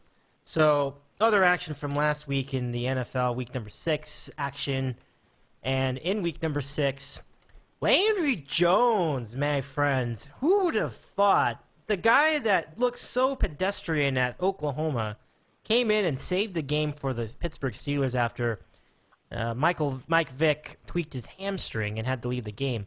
This is definitely one that nobody predicted at all. I mean, people are like, where did this guy come from? And then any of us were like, we don't know. Like, we didn't see that in Oklahoma, I don't think. So it was really, really quite impressive.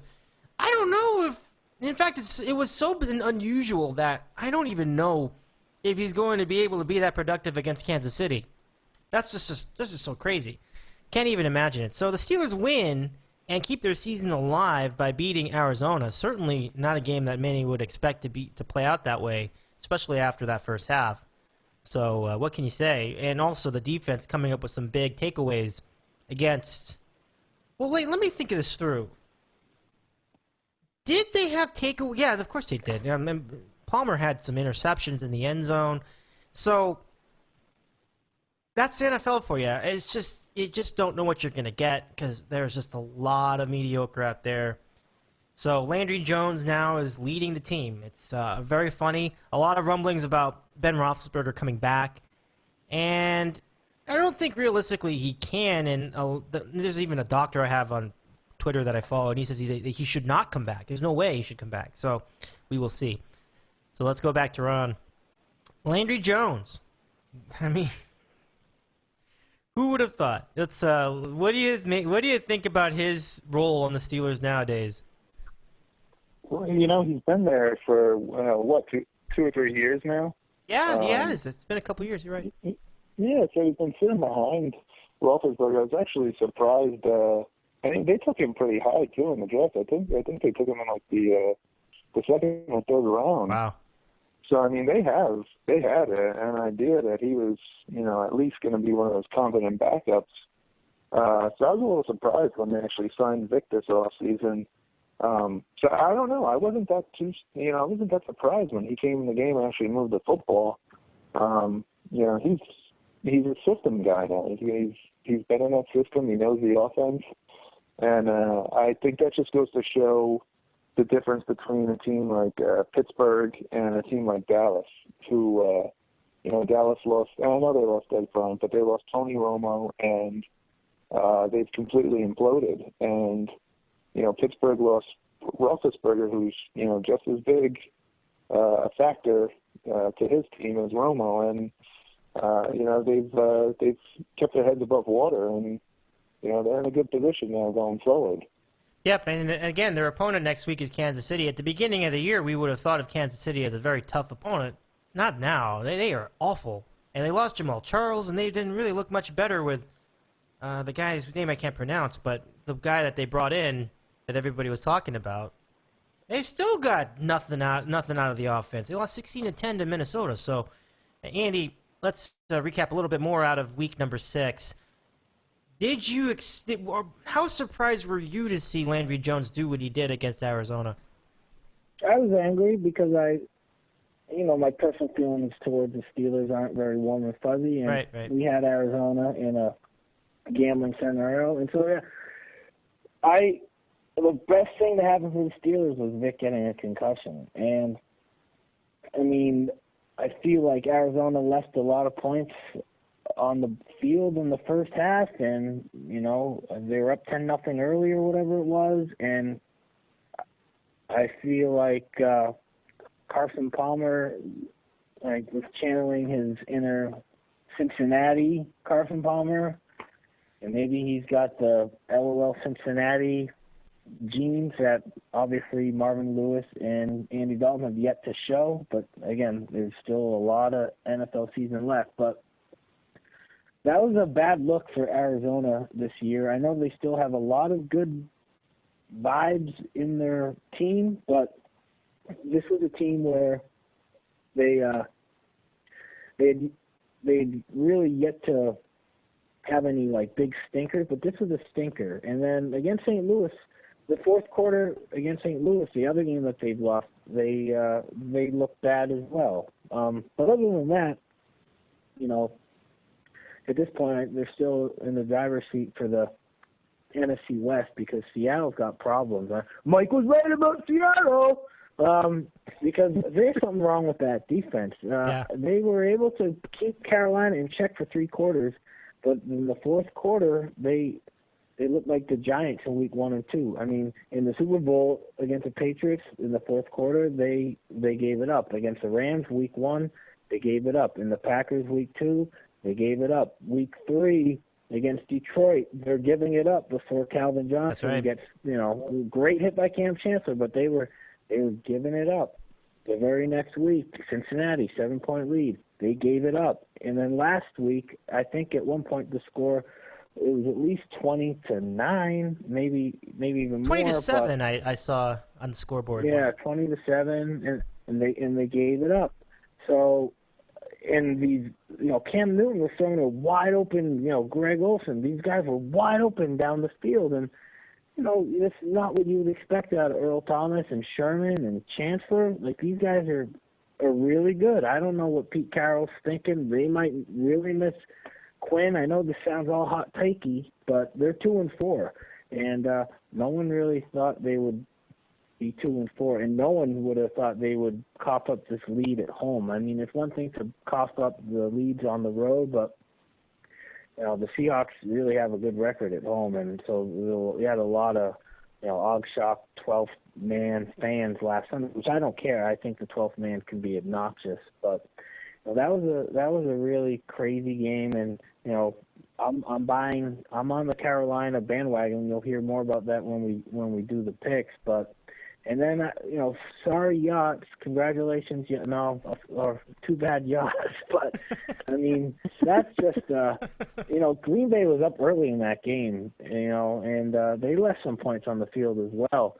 They could have really ran away with that in the first half. Nance and Sims would have had to talk about random stuff in the second half. But, San Diego scored really late at the end of the second quarter, and they scored right away in the third quarter, and I was surprised. I thought that game had blowout written all over it in the beginning, but kudos to the Chargers. They came up obviously just a bit short. That was a good game. I didn't really get a great feel of the early games at 10 a.m. I was in Houston, so it was actually 12 p.m., but I was doing some family stuff. But the Jets had a great second half from what I was able to soak up. Washington, they seem to very Jekyll and Hyde. They can be their own worst enemy at home. They're pesky on the road. They started out pesky, but just like them against the Giants, just like they did against the Jets, they had a second half of just bad pigskin. And the Jets are good. It's been the side discussion this week of how bad the NFL product is. There's a lot of quarterbacks that have been hurt. There's a lot of coaches that are really dumb. It's just a collection of things. So, when you have a team like the Patriots, you have a team like the Jets, who so far they seem to be pretty disciplined. You have to kind of, tip your hat at some of these teams that, are rising above the muck. And then Peyton Manning, I know I'm rambling, but Denver, the ugliest 6-0 team in the world. I like Peyton Manning is zombie Peyton Manning. I heard that from Bill Simmons. He's like the Duran 1997 stage of their career. Like, it looks like Duran, but it's not Duran anymore. Great recap there, Randy. I concur with a lot of that. At Denver, I can't believe they haven't lost a game by now. They just have not looked good at all. And what I've noticed well, maybe not every game, but pretty close to every game that they've played so far, the defense bails them out in every one. Did it again against Cleveland. You had Akeem Talib run back a pick six for a touchdown. It reminds me so much of the Ravens in 2000. Actually, almost the mirror of that, because I remember that they would go like multiple weeks without scoring a touchdown, like an offensive touchdown, and you'd be like, what? How are they still getting 24 points? And it would always be stuff like that. Like it would be like a kickoff return or a defensive touchdown like that, a fumble return for a touchdown, an interception return for a touchdown. And so it is just ugly ass football. It's just crazy. And going back to another defensive team, Carolina, I like them too. I felt good enough about them making the NFC Championship game. So I spoke highly of them, and I didn't think that the Kelvin Benjamin thing was enough to dethrone that thought process. So you really touched all the bases. Pretty good job out of you, Andy. Ron, anything you had from week number 6? Your takeaways? Yes, I did want to add one thing about probably the worst football game that I've ever watched in my life. No. The Monday night primetime game between the New York Giants and the Philadelphia Eagles that was so bad it had Giant fans screaming for Roger Goodell to fix the product. Wow. Which is, I mean, it was. Was that? I'm sorry. Was that not one of the worst games you've ever seen in your life? I've never seen. I mean, geez. In years. I mean, Sam Bradford looks like he looks like a 9-year-old kid out there in oversized pads, missing guys by 30 yards. I mean, it was just a brutal game. You had those classy Giants taking 13 penalties, slamming quarterbacks 5 minutes after the play is over. I mean, that was a brutal game to watch. You're on the wrong channel. Yeah. My Lord. Yeah. I mean, and of course you have ESPN, so you got Gruden telling you how he loves everybody. Yeah. So you got DeMontre Moore on the Giants slamming, body slamming Sam Bradford, and you have Gruden. Yeah, I love that guy. He's got some intensity. I love him. He's got heart. Love that guy. Yeah. So, oh my God, what a terrible experience as a football fan watching that shit show on Monday. But yeah, that was it. That was it. God, I was warning my roommate about this game was going to be rough, and he's like, well, it's the NFC East game. The Giants are looking better, and then what do? They play the worst game of the season. I mean, that's the Giants for you. I mean, you knew that this was going to happen at some point, but the problem was they ended up playing another team that was playing equally as badly. It just happened to win.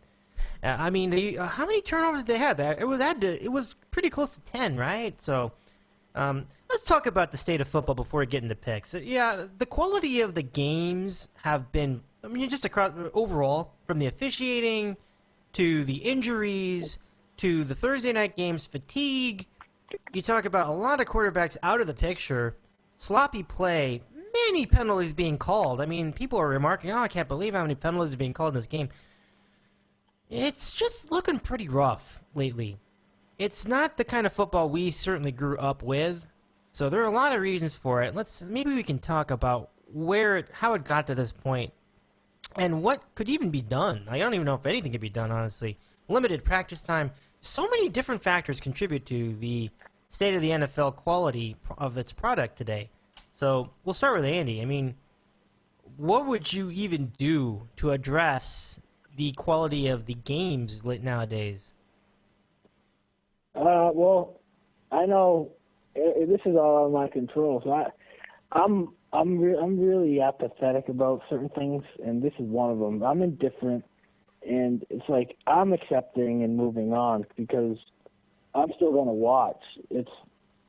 I'm still going to watch, and what am I going to do? I'm not boycotting the product. Right. if the Patriots were 2-5, it might be a different story. But Patriots are undefeated. I'm still watching them. Patriots Jets is the best game this weekend by far.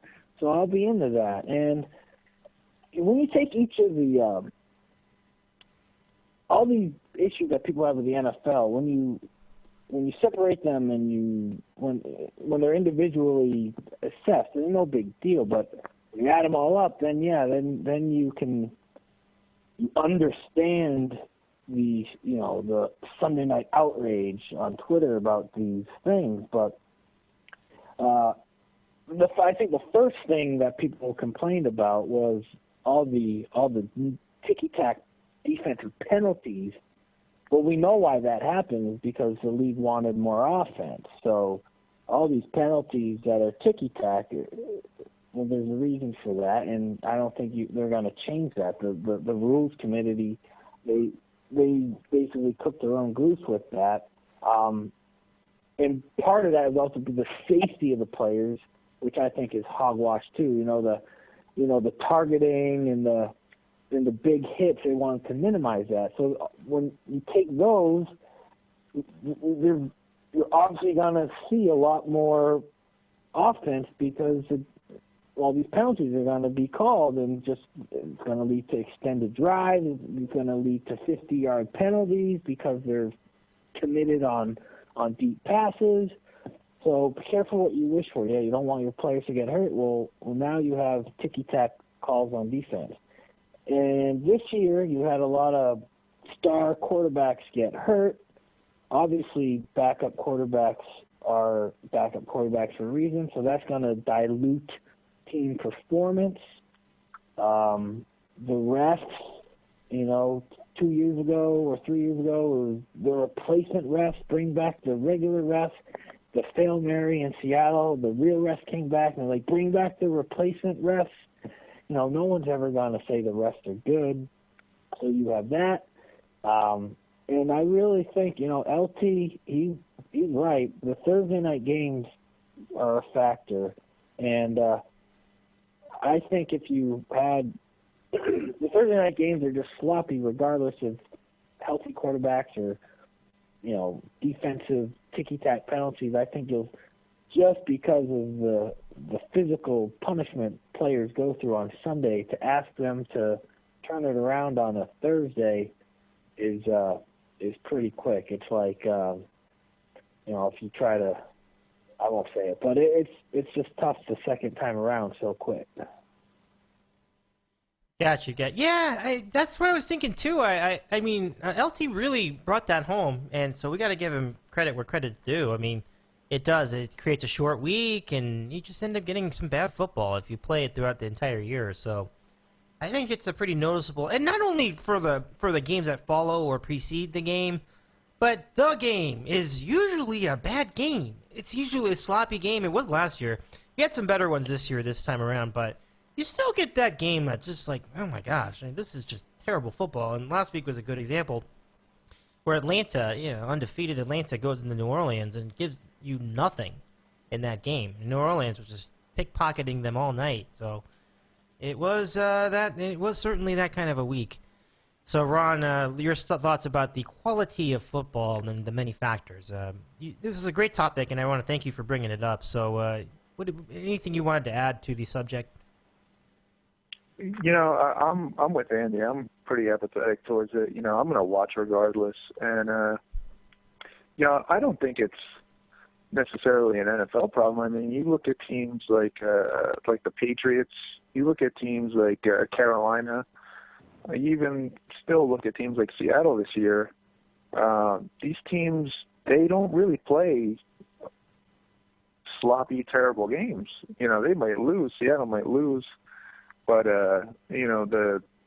the level of play in the games with those teams isn't atrocious like it is everywhere else. Even the Jets, they've improved this year. So I actually think it has a lot to do with coaching as well. And I think, I think football's evolved. And obviously the NFL helped pave that way with the defensive rules to make it more high scoring, more up and down the field offense. And I think there's a little bit of a culture clash going on right now with the push for more offense and the Mongo coaches that are in the league right now. I mean, you look at some of the sloppiest teams in the league. Who is it? It's Buffalo with Rex Ryan. It's Cleveland with Mike Pettin. We'll get to that later.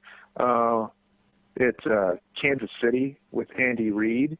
It's Detroit with Jim Caldwell. I mean, it's the Giants with Tom Coughlin, Tom Coughlin. These are old school coaches with an old school mentality to play tough defense and control the clock and run the ball and short passes. And I think there's right now in the NFL there's a little bit of culture clash with those old school coaches and the development of the game, and it makes for some pretty sloppy football. Yeah, Ron, I think you really have it right on the head. I think if you had to pick any one factor that was contributing to the lessened quality of the games, I would go with coaching as well. I was even writing that in emails to my friends. I was thinking, this is a coaching problem. Guys are not coaching teams well. Good quality teams, solid play exists. And you picked a good one, the Seattle Seahawks, even though they're losing games right now. They tackle well. They play well. They know sometimes in many cases they know the clock. Patriots, same thing. They're always very keen on what the clock is. And my dad even saw that with Belichick. And he's telling me, it's so refreshing when a coach knows the clock. He knows what he's doing.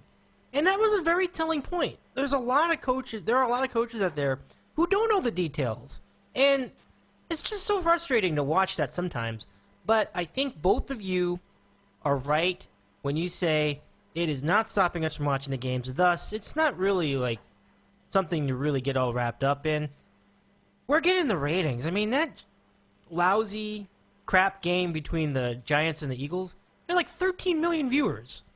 So that's 3 times the typical primetime rating on any other network that particular night. So look, people can complain about all they want, but if they're getting the ratings, nothing's going to really change on a huge fundamental level. So the people it's pretty much not going to stop us from watching the games. So I would agree on all that. So that's all I have. Let's then get to picks.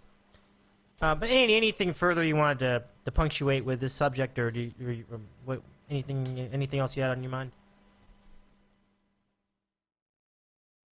Did you ask me or Ron? No, I'm talking to you, Andy. No, I'm trying to think if I did have some sort of NFL thought. Oh, Tennessee, Wisenhunt he's awful. Never mind. I was Tennessee pitcher is really, really, really, really, really, really bad. Oh, yeah. Yeah. I actually at one point had a pretty high opinion of Wisenhunt, but I don't know. I guess it wasn't really as great as I remembered. So on we go. Mike mushed him. That's the thing. I know we give the anti-Mikes a bad, we give them a bad time from here and there, but Mike was dead wrong about Murphy, and Mike kind of mushed Wisenhunt because I think Wisenhunt went on his show 5 times one year, and he hasn't been the same since. Excellent point by you, Andy. All right, let's get to the picks then. We've got about 10 minutes to go, so I think that's enough time to get in it, and then we'll have time to break down a couple of games after the fact. So, Ron, again, you win the week, so you are first with the Week 7 NFL picks. Take it away. Okay. My first pick, I'm going to start with the first game of the day on Sunday, which is the London special between the Jacksonville Jaguars and the Buffalo Bills. You know my feelings on Rex Ryan. Mm-hmm. 6 weeks into the season, and his 2 top defensive players are saying that the defense is a joke. He's got injuries everywhere. Star wide receiver Percy Harvin is missing for personal reasons. the Jets and Dolphins, when they played a couple weeks ago, they went to London the Friday before the game because I think both coaches said they wanted to make it a business trip to keep the players away from losing their focus. And the Jaguars are doing that this week. They're going to fly in on Friday. Rex Ryan left after losing to the Cincinnati Bengals on Sunday, took his team straight to the airport to get to London on Sunday, a week before their game. He wanted to give them time to sightsee before the game, and it's the truth. I mean, I don't like to call it, but I mean, he's a joke. The team is a joke. EJ Manuel is a fucking joke. I mean, come on. So as bad as the Jaguars are, and they're god-awful, and Blake Bortles had a million chances last week to actually rise to the occasion, and he fucked them all up. And he's a terrible quarterback. We've been saying that on the show for years. But I will take the Jacksonville Jaguars plus 5.5 in London against the Rex Ryan Bills, number one. And number two, I'm going to go with the Indianapolis Colts, minus 4.5 over the Saints. I think the Saints got a little too much love after last week where, you know, like we just talked about, they played a Thursday night game against the Falcons where anything can happen, and they just so happen to have a decent game on Thursday. I think they're being a little overrated. I think the Colts still have a little bit of magic with Andrew Luck, so I'll take Jacksonville plus 5.5 and Indianapolis minus 4.5 over the Saints. All right, thank you very much, Ron. Thank you for the picks, and it's a kind of week. I looked at the schedule, and it looks like the kind of week where I think we're going to have a bunch of common games because it's just so tough to pick these games this week. It's just like, to give you an example, Seattle giving 6.5 at San Francisco. Like, how would I know? Like, how would I really know? The Niners can't score, but Seattle's fighting its own demon. So it's just like, who knows? It's a rivalry game. And it's a Thursday night game. So, like, I just have literally no idea. So you just can't say. Atlanta minus 4 against Tennessee. How would you pick that? We'll get into that a little bit more in a few moments. But let's first go to John in Connecticut's picks for week number 7 in the NFL.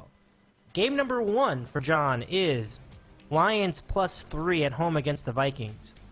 An interesting call. I think you could make the argument that the Vikings can't win every game in low-scoring fashion, and the Lions seems to do a decent job defensively some of the time, although they didn't really do that against the Bears last week.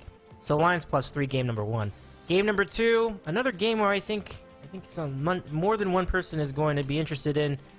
Carolina minus 3 against the Eagles at home. This is a fun game because it is the first time I can remember in at least a year that the Panthers have had a Sunday Night Football game with Al Michaels and Chris Collinsworth and NBC. I don't even know. This could even be their first Sunday Night Football game, period. No, they played Pitt on a Sunday night. Oh, okay. Last year. Oh, okay. That's right. They did. You're right. Okay, so it hasn't been that long. Cam Newton, Superman, minus 3. So again, the picks for John in Connecticut: Lions plus 3, Carolina minus 3. Week 7 NFL. Great. So now, Andy, it is your pitch. Let's get your Week 7 NFL picks. Yeah, I'm pretty sure it's Carolina Pitt. But yeah, anyway, it's hard to stay on pace with all you guys. Like, if you go 2-2 on this program this year, that's like going 0-4. And if you go 3-1, that's almost like going 500. That's why I was kind of crying to myself when Patriots got backdoored last week. But, you know, that's the way it is. It's another week to try to keep it continue. I was leaning towards San Francisco getting 6.5 because it's of the Thursday night game. Seattle is having some problems closing out games, and the Niners, I know they've got offensive issues, but they held Green Bay in check, but they couldn't score. But the past 2 weeks they've covered, and really the only stinker that they, like the big stinker was against Pittsburgh week 2. But I'm not going to take it. I'm going to take Carolina -3, and we might have at least a double or triple checker on a checker. How's this for you? We were making fun of that Giants-Eagles game. Well, if you look at the big NFL game maps, the late game is all red, and it's freaking Giants-Cowboys. So find something to do. Find something else to do on Sunday, unless you're a Charger-Raiders fan. So that's your only other option is you can watch Chargers and Raiders, or you can watch Giants and Cowboys with Joe Buck and Troy Aikman. And then for dinner, you get this other team that was part of that Monday night fiasco, and that's the Eagles. And for whatever reason, they're still getting some respect by the odds makers. They're only 3-point dogs against a Carolina team that's all they've done is take care of their business. I'm not a huge Carolina fan by any stretch of the imagination. I think Cam Newton's definitely tough to take. There's no bigger fan of Cam Newton than Cam Newton. But Greg Olsen is basically replaced like Owen Daniels as king of the Ooga Booga tight end. Replaced Keith Miller as king of the Ooga Booga tight end. And Greg Olsen is he's ageless. He's reliable. He scores touchdowns. He gets wide open. I mean, him and Cam Newton have a really good thing going. And their defense is stout. And what do we have to say about the Eagles besides they're just like a flaming clown car? That they're such a flaming clown car with Chip Kelly. We just have to watch them on national TV almost every week. So lucky for us, we get to see them Sunday night, and hopefully we can make money by betting against them by taking Carolina. I feel like this line should be a little more, but I think maybe Vegas is waiting for Carolina to, take a regression step backwards, or they think Chip Kelly is going to, finally figure out. But I will say this, if the Eagles end up having a good show on Sunday, then you're going to get the Chip Kelly is a genius hot takes again. You just got to love it. But, the fact that he basically starts Ryan Matthews over DeMarco Murray is just mind-boggling. I mean, besides the fact that he thought Sam Bradford would be a good quarterback. But anyway, give me Carolina giving 3. Game number 2, I'll take Atlanta giving 4 to Tennessee. It's on the road, but Tennessee has really no home field atmosphere at this point. Their team stinks. Mariotta's like all banged up. Their coach is a lame duck, and I'm not worried about Atlanta going on the road. I know they didn't look good against the Saints. Part of that was due to at least 2 or 3 turnovers in the first half when Atlanta was in the red zone and they loafed it up or got picked off. They left a lot of points in the first half off the board against the Saints. But they've had 10 days since to regroup, and I think even with a C- effort, they should be able to beat Tennessee by 4 points. Julio Jones, great offense for the most part, and I just don't see a scenario where Tennessee is going to be able to keep up with them offensively. So even if they only score 21 points, I don't see Tennessee scoring 17. So game number 2, Atlanta. All right, thank you. Murphy just hit a home run. Yeah, I am. My mouth is fully open. I mean, that is the greatest Mike Mushroom of all time. Did it again. 7th home run for Daniel Murphy in this postseason. Oh my gosh. Oh my goodness. He clobbered that ball too. My God, deep center field. Wow. Thank you for the picks, Andy. Yes, I can't believe what Daniel Murphy's doing in this postseason. He did it again. I'm like, maybe this game he won't. No, he did it again. Incredible. That's pretty awesome. Seriously, if you're a fan of any team when you have a guy go off like that, The last time I remember anybody hitting home runs like that in a postseason series, like Barry Bonds, I think. Like, he would hit it every game. Like, I mean, what was the last time you remember anyone going off quite like this in any single postseason series with the home runs? Andy, do you remember? Beltran had like 7. Oh, yeah, we talked about the Beltran thing. Yeah, that's right. And Ron, you mentioned that already, right? Yeah, that's right. Yeah, that's what got him the contract with the Mets, right? He went off in the postseason. Right. Got the Astros into the World Series. It's a good example. That was a good example earlier in the program. Good thinking. Yeah. That's just... It really was. And I think Daniel Murphy, interesting situation. He's probably going to get a huge contract. So now I wonder, like, will it be with the Mets, or do you think it'll be with a different team? Like, will there be there's going to be a lot of pressure to sign Murphy, maybe even more than Cespedes. Would you agree with that? What do you think about that, Ron? Yeah, I don't think he's. I think this is a great running. I don't think he's a big money player. Mm-hmm. I could see the Mets signing Murphy over Cespedes. I don't know if another team out there is going to give him this. Well, you know what? I can't say that because the Yankees gave Chase Headley $65 million. So who the fuck knows anymore? And the Red Sox gave Porcello $85. I mean, so yeah, they're probably the team out there that'll give him $20 million a year or something. Oh, I can't even imagine that. That'd be so wild. So, anything else on Daniel Murphy? I just can't believe he did that again. Unbelievable. Don't the Yankees need a second baseman? Yeah, they could use one. Good point. Overpay him, and we'll see Captain cursing him out. No, they don't need one. They're just going to trade. They're going to trade for Cano. They're going to get Cano back, and we'll get Cano back, and then Seattle will give Murphy a ridiculous contract. King Felix and Cano for Slade Heathcott and some other piece of shit player that they hype up. Aaron Judge, and then we're talking. I love it. All right, so let's see. Who do we have left over? Oh, yeah, I got to do picks. So let me throw these out there. So we have a double checker and a checker so far. I just thought of this just as you were doing your picks, Andy. I'm like, is two guys doing the same game a single checker and a checker, or a double checker and a checker? Because like when we have 3, it's 3.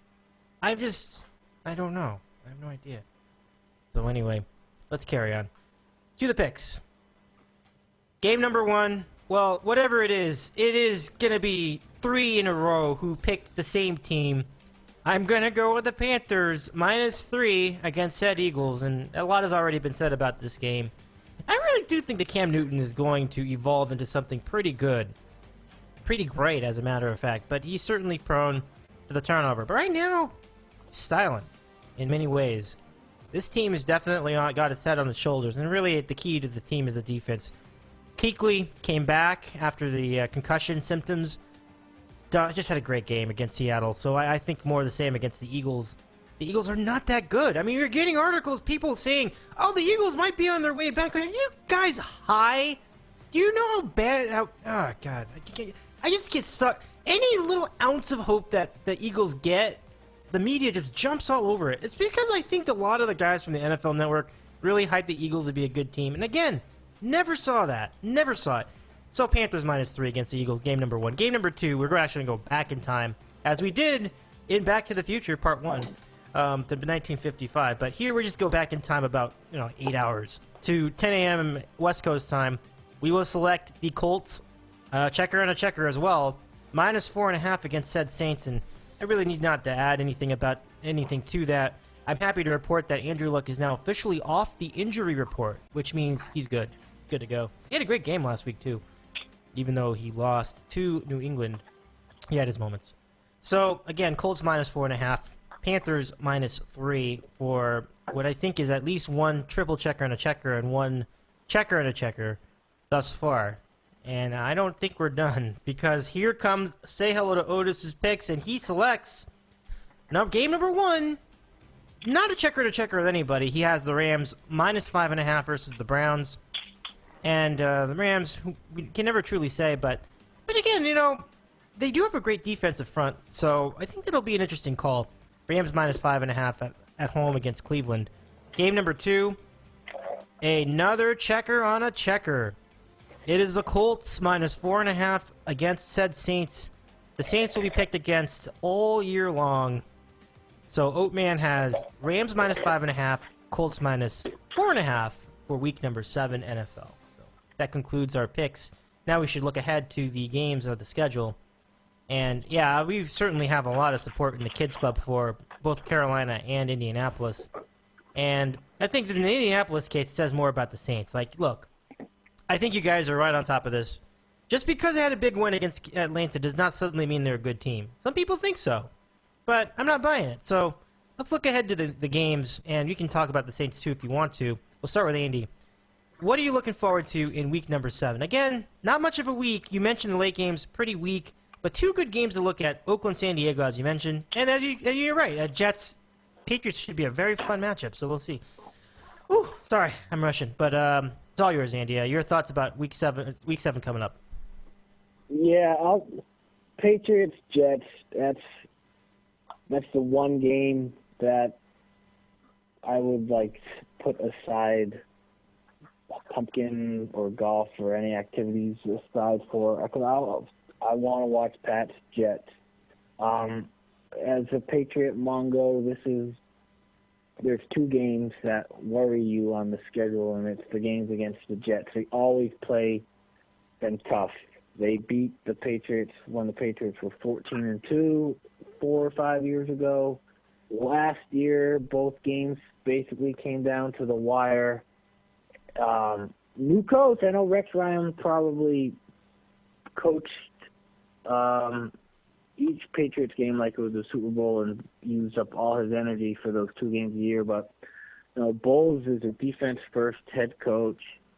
The Patriots always just seem to get pushed around by the Jets. The Jets seem to be one of the few teams that are successful at jamming receivers at the line of scrimmage, hitting Brady, knocking him to the ground. Patriots' offensive line is a little shaky. So, the Patriots, they're going to just have to try to have Brady get rid of the ball within 2 seconds, which means there won't be a lot of deep passes thrown. They don't really have a deep threat at the moment now anyway. LaFell's hurt. Gronkowski can run a seam here and there, but you're not going to see a lot of that. You're going to see a lot of short passes. And the Jets are going to have great success running, I believe. I think Ivory's really good. I'm not ready to say Fitzpatrick is going to beat the Patriots. I don't think Fitzpatrick's ever beaten the Pats, but I do worry about Decker and Marshall making plays. I think it'll be a close game. I think the Pats will ultimately win, but this Jets team's a lot more fun to watch with Bowles than Rex Ryan. I will say that. I guess Geno Smith, I don't know if Geno Smith will make a difference this year, but they just seem a lot more well-rounded on all phases of offense, defense, special teams, and I thought they would be going into this year. I thought they would just be a defensive first team, but Ivory seems to have turned back the clock. Yeah, I'm surprised how well he's playing this year. I thought he'd be all right, but I did not think he would be as productive as he is, and I think overall the Jets are a pretty balanced team. And obviously you mentioned Marshall just making a huge difference for them. Gator brought up an interesting point. So, I mean, Gator usually is certainly the consummate Jets fan, so he brought up the point that with 500 receiving yards and 4 touchdowns, I mean, he would be just he would be doing dynamite on a fantasy team if you partake in that sort of thing. So, very interesting matchup on the way, and that's a 10 a.m. game, too, for us, Mandy and I. But for everybody else, it's on the East Coast at 1 or 12 o'clock if you're in the Central. And if you live in Denver, it would be at 11. Anyway, carrying on. Ron, let's get your look ahead to Week 7. Again, not a great schedule, but again, a couple of interesting games on the schedule, including Jets. And I'd be interested to pick your brain about the Raiders-Chargers matchup. I mean, which team gets off the mat? So let's hear it. What do you have for Week 7? Well, yeah, I mean, my focus is going to be all on the Jets' backs. It feels like one of those special games, still early in the season, but I really do think this measures where the Jets are as a team. They still have Fitzpatrick. You can't match that, and they haven't beaten anybody super tough, though they've looked solid almost every game. So this is going to be a real test. I don't expect them to win. I'd be happy if it's a competitive game in the fourth quarter and the Jets don't kill themselves with turnovers early in the game. So that's it's going to be a must-watch for me. On Sunday, I'll be glued to the TV, hoping for a mini miracle. As far as the Raiders and the Chargers, I think Rivers will have one of his typical Rivers-type weeks coming off of last week, where he'll dink and dunk all over the place and probably throw 400 yards and a couple touchdowns. And I like the Chargers in that one too. I mean, I'm gonna go with the Chargers as well in that game. I like the Raiders though, but I just don't feel like the Chargers are gonna lose 3 games in a row like that. It just doesn't. I think it's 3 games in a row because I just don't see that happening. That would be very tough, especially just in general terms. Like an NFL team losing 3 games in a row with a good quarterback, it's just like you can't even imagine that. So as good as the Raiders have looked at times this year, I'll take the home team. So Andy, anything you had for Raiders Chargers? I think both those teams are very Jekyll Hyde, so I have no feel on that game, and I might be the last person to come around on Derek Carr. I'm not a big fan, and I know he's put up some good numbers, but this is me being stubborn. Wake me up.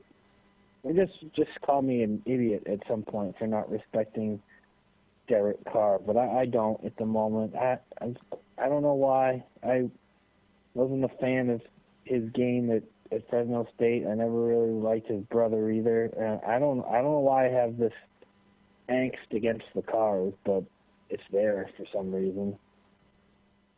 All right. I mean, he's a young quarterback, so there's a lot to be said. But at any rate, I think that's all the time we've got tonight. So thanks to both of you for joining us tonight. I really want to thank you also for the baseball thoughts, too. The Red Sox memories was a really cool sidebar for the show tonight, and it's really interesting to juxtapose that in context with teams that are also long-suffering. I mean, not as long as the Red Sox were at the time, but in some cases, except for the Cubs, but unfortunately, it looks like their season will be cut short. So good job by everybody tonight. And we'll keep an eye out, everyone, as we see the Mets close in on their National League Championship. They're only 3 outs away. Actually, make that 4 outs away. It's still the 8th inning. So, guys, take care. Enjoy the weekend and do what you got to do. I imagine there'll be a lot of chores done and trips done. So have fun, everybody, and thank you again. Have a wonderful weekend, all. All right, take it easy, fellas. All right, you too. Good luck. Good luck, fellas. Good show. All right, good stuff. So that's it for our panel tonight, and we will just leave you with that. Thank you very much for listening, everybody. I thank you, everyone, on this Back to the Future day. Good luck to the Mets as they continue to wrap up this Game 4, and have a wonderful weekend, everybody. We'll see you next time.